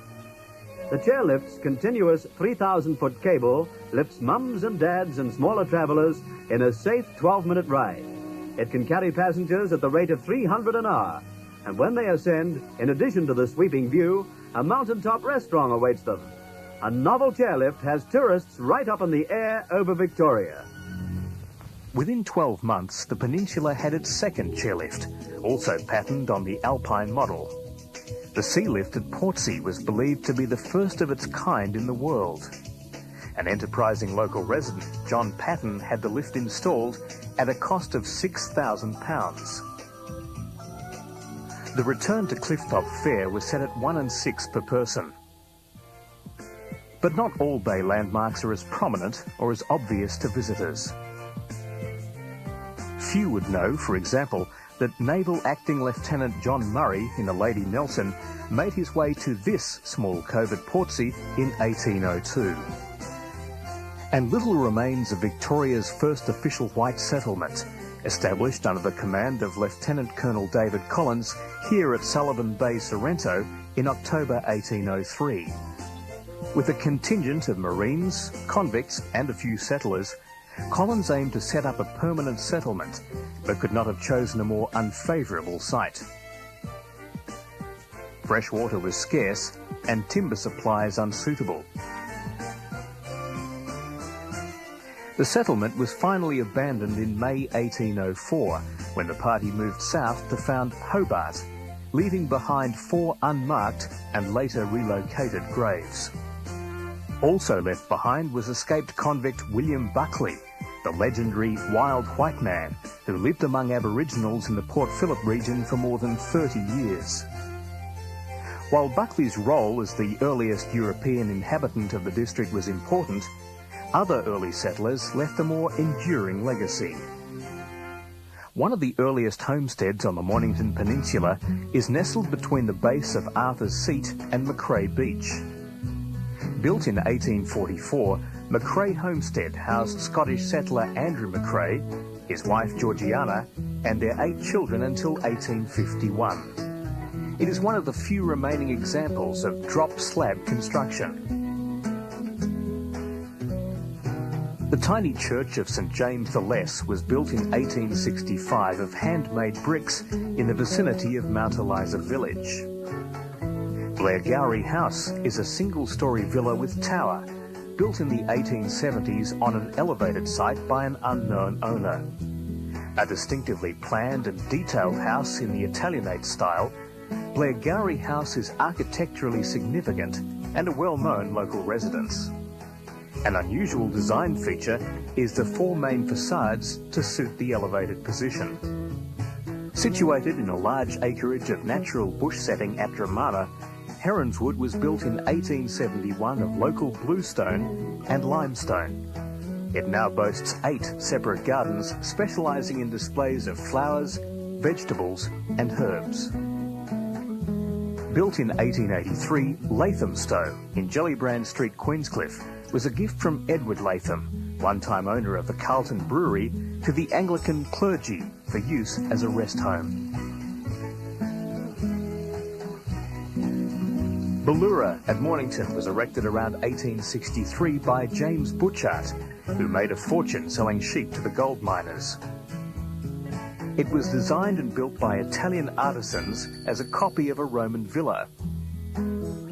Ballura contrasts strongly with the limestone castle Barragunda, designed by architect Edward Latrobe Bateman and built in 1866 in the Gothic Revival colonial style. Barragunda overlooks the ocean near Cape Shank, one of the more striking 19th century landmarks which still grace the southern peninsula area.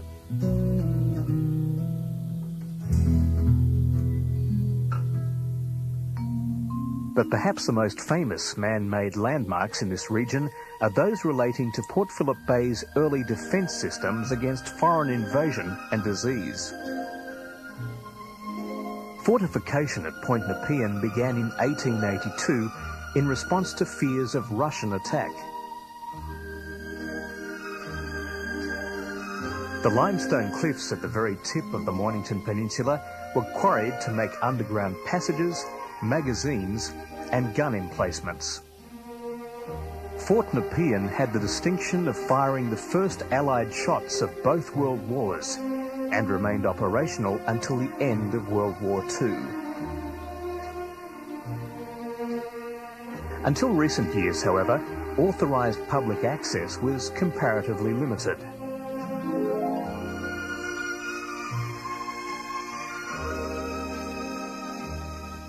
The quarantine station at Point Nepean was established even earlier, after an immigrant ship with a typhus epidemic on board arrived off the Heads in November 1852. 5 two-storied detached buildings using local sandstone were erected as hospitals or reception houses for immigrants.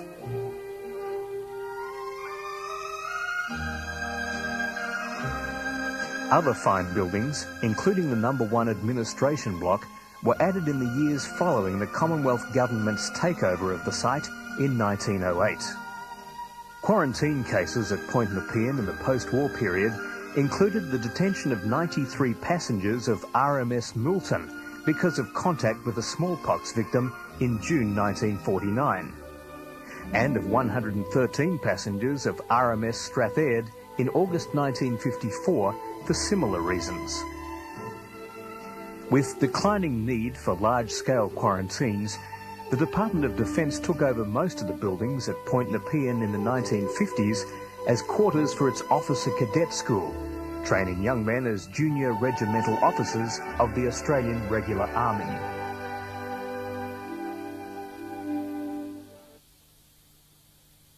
The undulating and relatively unspoiled terrain of the eastern headland was also ideal for Army field training, using rifles on the rifle range, carrying out camouflage exercises,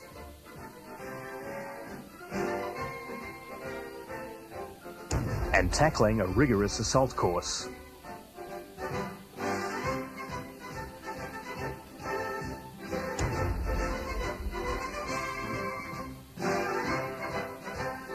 In addition, the narrow causeway provided opportunities for Army apprentices to learn how to avoid some of the dangers of cliff rescue work. In this exercise, a designated victim is located, strapped to a stretcher, and successfully hauled to the top. In 1988, the Commonwealth handed over about half of its land at Point Nepean to the state, opening this magnificent site to the public after a century of near exclusion. Since 1995, it has been incorporated into Mornington Peninsula National Park. The coastal defence plans of the 1880s also included installations at Portsea and Swan Island, and South Channel Fort, an artificial island constructed to illuminate the sea passage at night and electronically explode mines under attacking ships coming through the heads. But the jewel in the defence crown was Fort Queenscliff, superbly sited for its chosen military purpose on the eastern tip of the Bellarine Peninsula.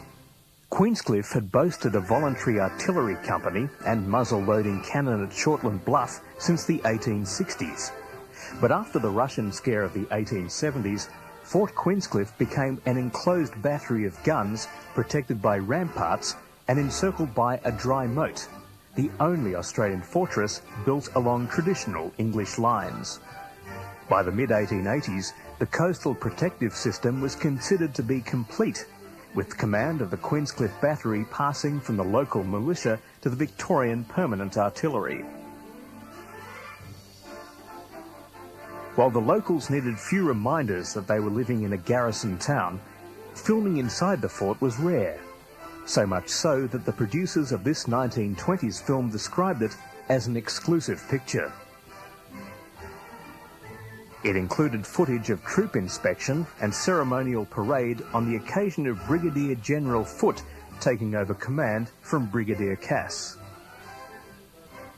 The march past featured the artillery band, which over the years had always been much in demand for both state and civic occasions and for public entertainment in the town.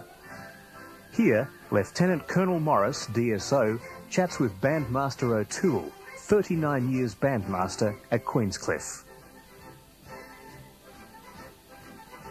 The film also recorded Army recruitment activity at Queenscliff.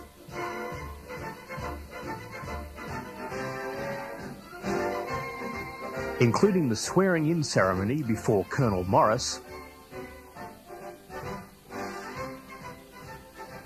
and kit issue.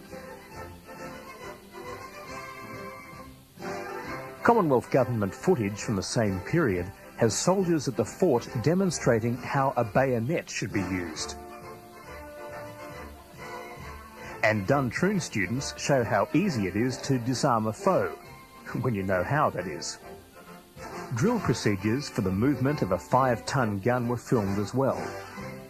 Until 1922, when all the guns were unmounted, there had been a continuous upgrade, keeping pace with fire control systems and gun technology. But when the defence position was reviewed again after the Second World War, It was considered that coastal fortifications were outmoded and the guns were removed. Since then, the character and usage of the fort as a military installation evolved into the Command and Staff College, but with most of its old buildings preserved intact. While never having fired a shot in anger, the old fort, with its ponderous cannon, had helped Port Phillip Heads gain the reputation of being the Gibraltar of the South.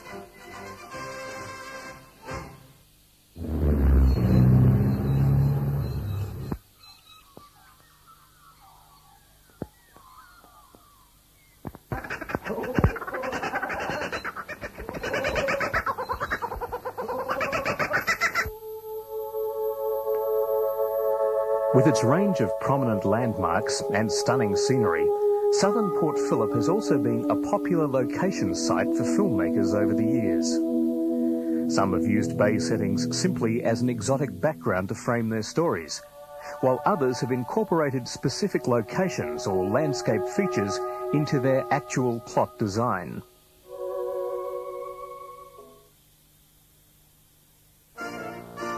The 1928 society drama, Caught in the Net, was the second Melbourne-based production and the first as director for Vaughan C. Marshall. With a budget of around £2,000, the film's exteriors were principally shot by cinematographer Taz Higgins at Portsea, where it was reported many of Australia's best-known society people were filmed. Regrettably, less than 2 minutes of this five-reeler survive, and none of the Portsea scenes. The story followed the fashionable theme of a social butterfly ensnared in a net of romance and intrigue.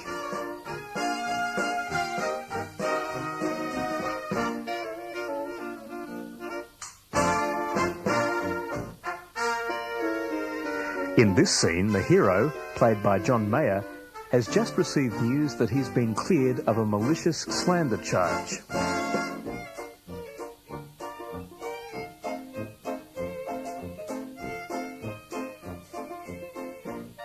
In contrast, the next film to make extensive use of Mornington Peninsula locales survives in its entirety. This was FT Studios' first feature, from an original story by former Melbourne Sun editor Monty Grover and produced by entrepreneurial dynamo F.W. Thring. Ladies and gentlemen, it was inevitable that sooner or later a serious attempt to produce talking pictures in Australia on a scale and of such a quality that they would bear favourable comparison with similar products from overseas. A correspondence course was, in fact, the first Australian narrative film to be completed with an optical soundtrack. And in keeping firmly within the modern society comedy-drama formula, Thring confined locales to those he knew well, and which might have been expected to appear in social pages at the time. South Yarra. Sections of Beach Road. Frankston. And Portsea.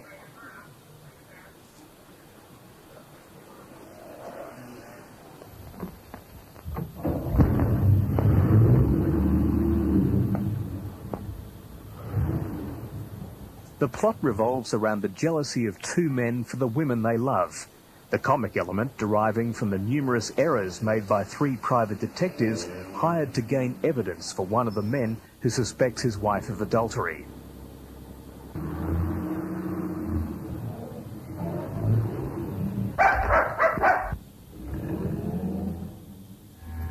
A variation of the Three Men and a Baby Austin theme also produces some comic byplay.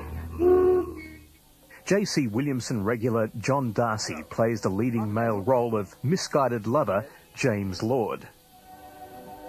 Did Miss O'Neill arrive there last night? No. What? Is that you, May? Nellie speaking from Frankston. Yes, Frankston. 19-year-old Donalda Warren plays his society sweetheart, Nellie O'Neill. I don't know how I could have got things mixed up so. I'll see you there. Goodbye, and forgive me.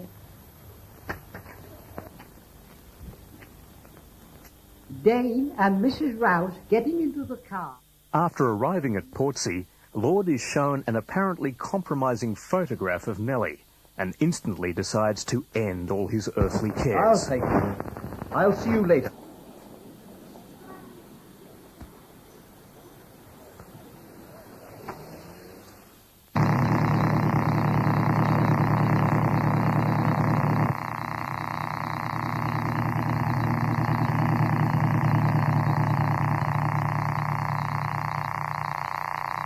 Unsuspecting Nellie, meanwhile, is busy enjoying the latest seaside sport, aquaplaning, until her friend May, played by Patricia Minchin, warns her of her boyfriend's dire intentions.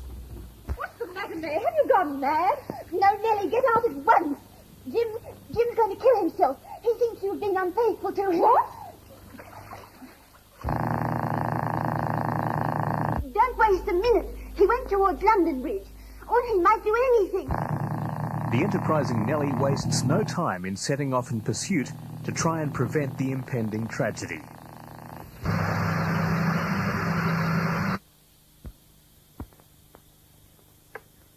For this task, any vehicle, it seems, will do.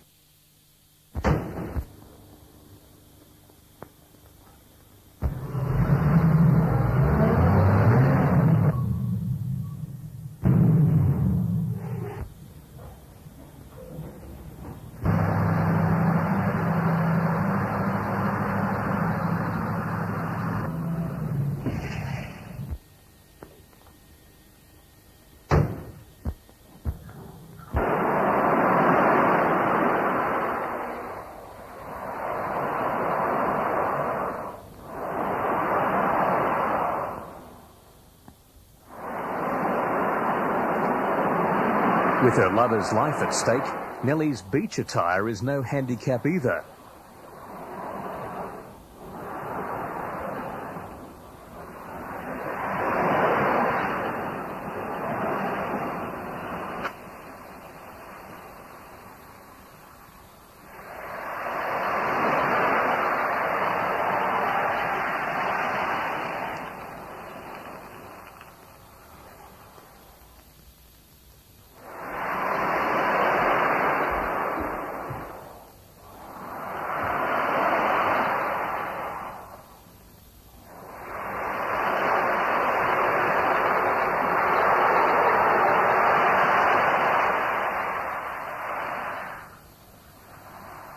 And, crisis averted, Nellie's beachwear will duly serve as her wedding outfit as well.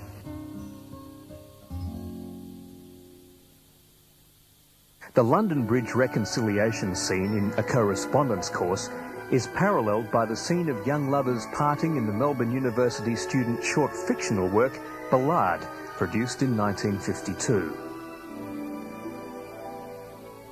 The film was based on the Scottish ballad Edward. Michael Moore and Naomi Kaufman play the doomed lovers.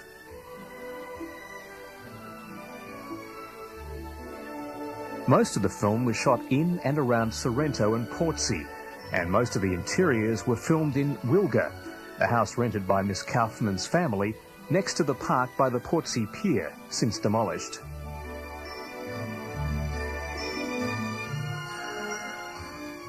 This was an extremely low-budget production. Cast members wore their own clothes and improvised. Drinkers in the Sorrento Hotel happily played unpaid extras.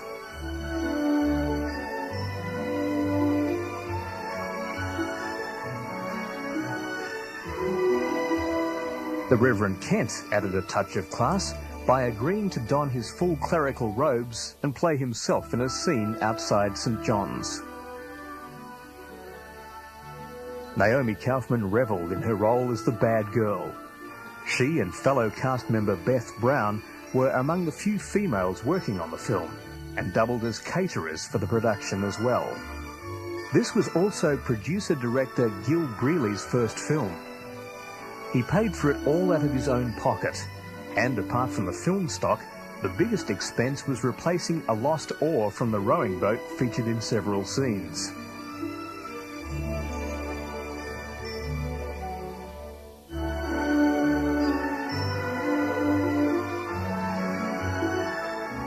From these modest beginnings, Brearley went on to a distinguished career in the Australian film industry in the 1960s, 70s and 80s.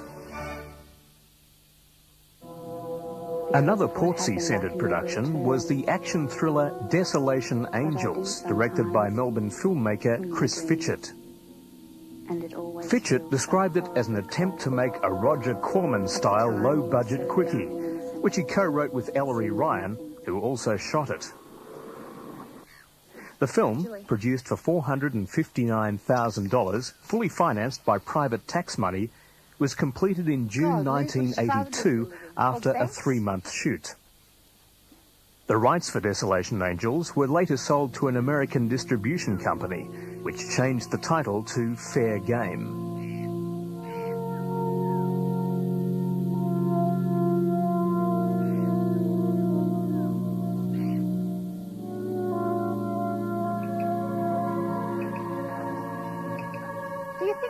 The main plotline traces the fortunes of 3 teenage girls aiming to enjoy a wild weekend away from their parents. Their efforts to do so, before and after arriving at Portsea, are seriously impeded by the occupants of a pair of sinister black panel vans. Joe, what is it? There's another one behind us.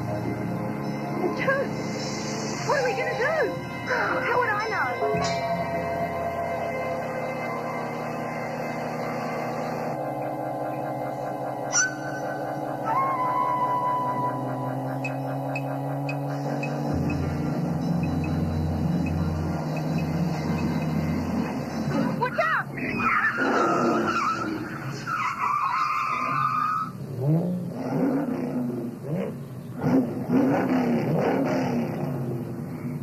I've had enough of this.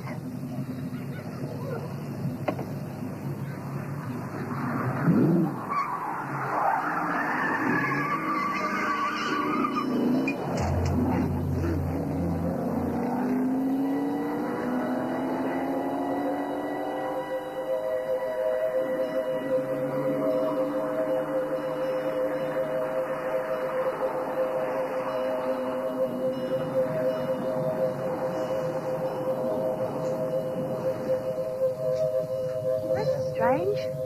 Stopped. Oh no.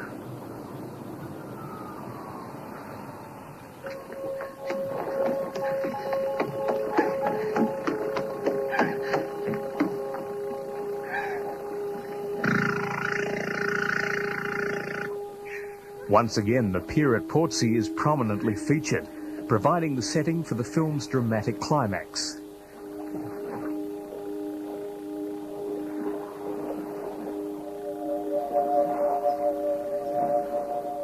The resourceful Joanne, played by Kerry Mack, appears to have finally run out of options in her bid to evade her tormentors.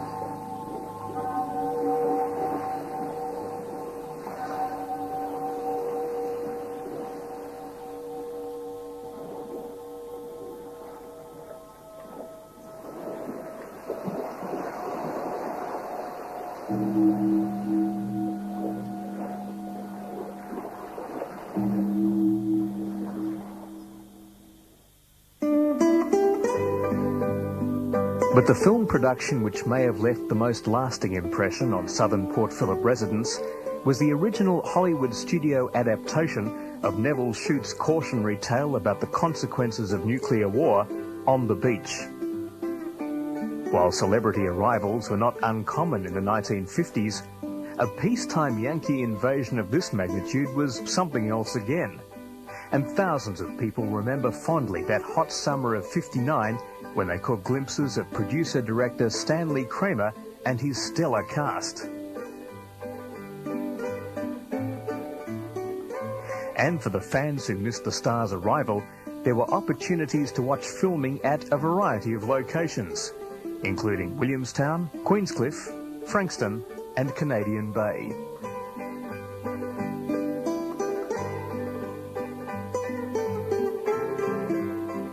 One enthusiastic amateur cinematographer, Richard Goslin, managed to film cast and crew activity during a beach scene involving the two leads, Gregory Peck and Ava Gardner.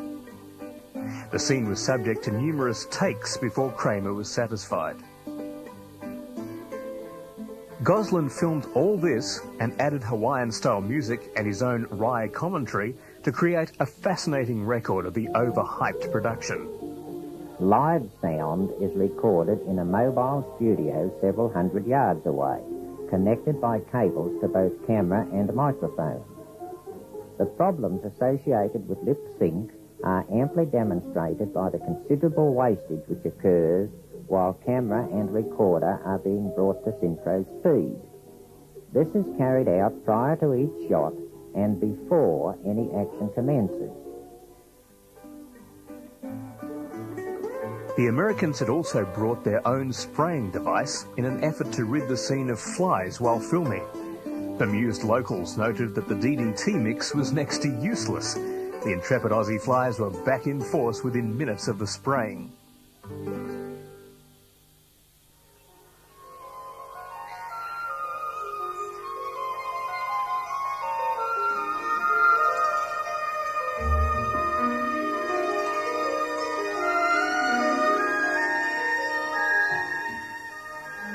The most vivid evocation of the Southern Peninsula on film derived from another acclaimed Australian literary work, Annie Rayson's play Hotel Sorrento, adapted for the screen by director Richard Franklin.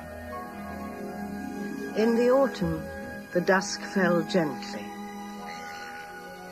She sat at the end of the jetty, listening to the tinkling of the masts and the water lapping at the poles. The jetty creaked at the joints, and the boats bobbed about, deserted now. There was a nip in the air. With the demise of summer, the town seemed to settle back on itself, to mellow. The breeze no longer carried the crackle of transistors, the call of gulls, and the smell of fish and chips. With the summer visitors gone, there was a sense of quiet industry about the place. It was the business of getting on with things. From where she sat, she could see the quiet little foreshore with its white bandstand framed by Norfolk pines. Beyond that, the road swept up the hill into the township. Off in the distance, past where the old tram line used to carry the holidaymakers up the hill from the Melbourne ferry, she focused above the trees and could just make out the rooftops further down. A red, a green, a red. The second red roof on the hill. "That's us," she whispered. And it was then that she felt it. The sweet, pensive sadness, the melancholy, the yearning for something that she could not name. Well, you can't see above the trees. Well, this is the jetty, I'm sure of it. Look, the white bandstand, the pines, and the road sweeping up the hill into the township. Everything. It's exactly as she describes it. It's Sorrento. Maybe.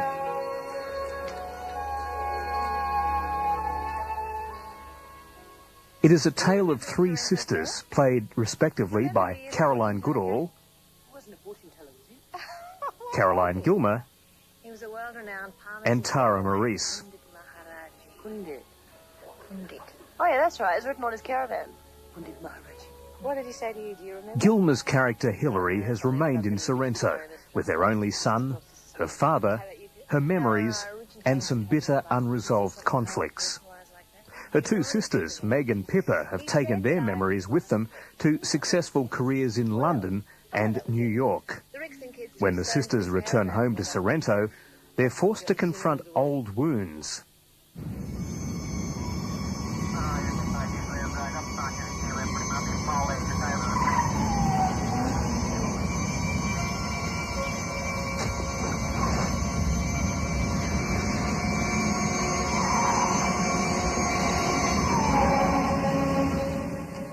And a tragedy, which means that for all of them, life can never be the same. The disappearance of their father while swimming at the ocean beach, a grim reminder that this pretty seaside backwater is not without hazard.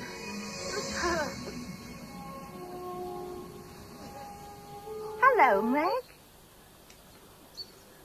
Well, this is a pleasant surprise. Hotel Sorrento was Richard Franklin's first Australian feature since 1981, and he identified with the notion of an expatriate coming home. But he also related strongly to Sorrento itself, having read Kathy Skelton's book Miss Gymkhana, R.G. Menzies and Me, which is about growing up in Sorrento. About that business in London. I mean, about the Booker Prize. It's outrageous. Dick was absolutely furious. I mean, he took your side. He said it was typical. Isn't there anything that can be done? Oh, I guess so. Right now, As generations of Melburnians had done, Franklin had visited Sorrento from his early childhood, and something about it just seemed never to have changed. Kathy Skelton's book took him back to that era. For the character of Marge, played by Joan Plowright, Meg's book Melancholy had a similarly lasting impression. You know, I didn't get the chance to talk about the book with you at lunch. But my relationship with this place has changed so much since reading Melancholy. Sorrento isn't just that pretty little place I come to for a bit of peace at the weekend anymore. I feel a part of it. You've given me the summer and the jetty and the beach as if they'd never existed before I read the book. You made it come alive. And it's awakened something in me. There's a yearning to feel again. In turn, Marge has painted not the real Sorrento, but the mythic Sorrento, the Sorrento of the mind, in which the red roof of the beach house, nicknamed Hotel Sorrento, is clearly visible above the trees.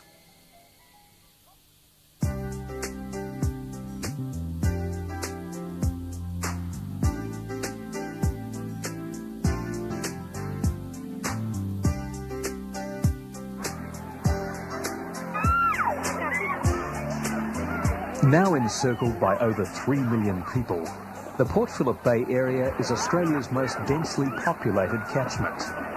On any given summer day, as many as 300,000 people may be bathing, boating, or fishing in its waters,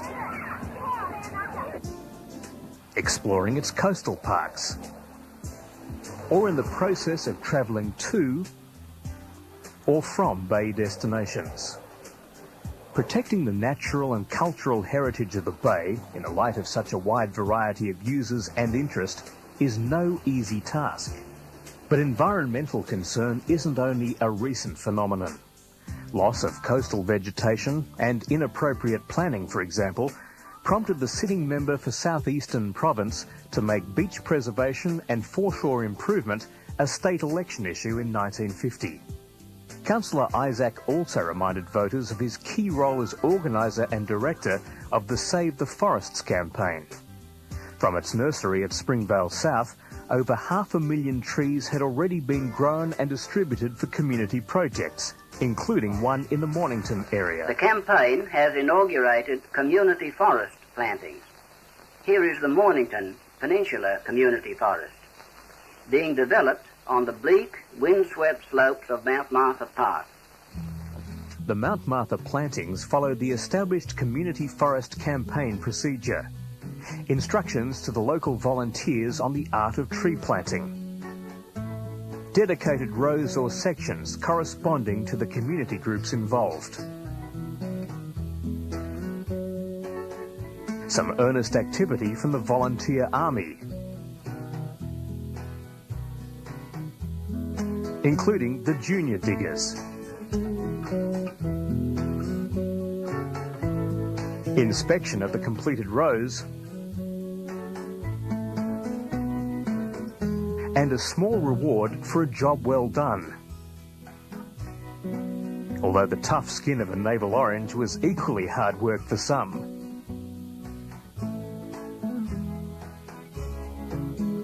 Reforestation, though, was simply one of a number of coastal and marine environmental issues facing Bay residents and visitors in the post-war era.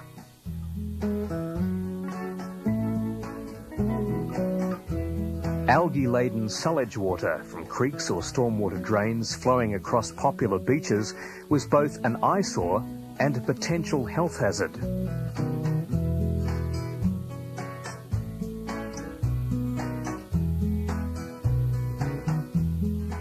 Pollution, overfishing by commercial operators, and the practice of scallop dredging left the thousands of amateur fishermen complaining of increasing scarcity of catch in bay waters. And the annual pounding of the dunes by visitors seeking beach access by the shortest possible route was further bad news for the marginal coastal vegetation. Increasingly, for the various bodies responsible for bay management, it was becoming a question of balance, a theme explored in the 1982 Victorian Department of Education film, The Coast.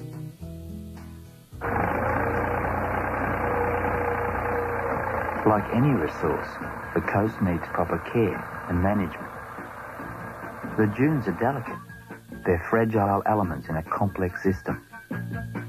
People need to be controlled instead of just going anywhere.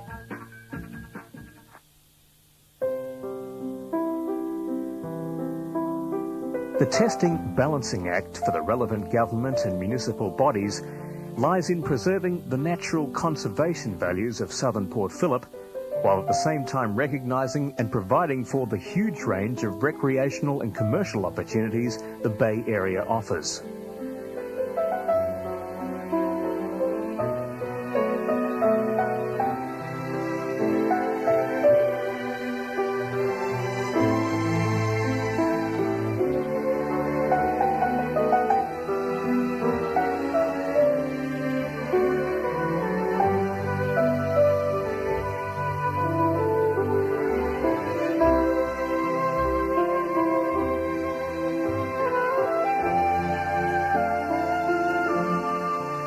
Conflicts of interest may continue to arise, but increased awareness of the region's colourful history and involvement in present-day issues affecting Port Phillip suggest that the people of Victoria care deeply enough about the Bay to work constructively for its future.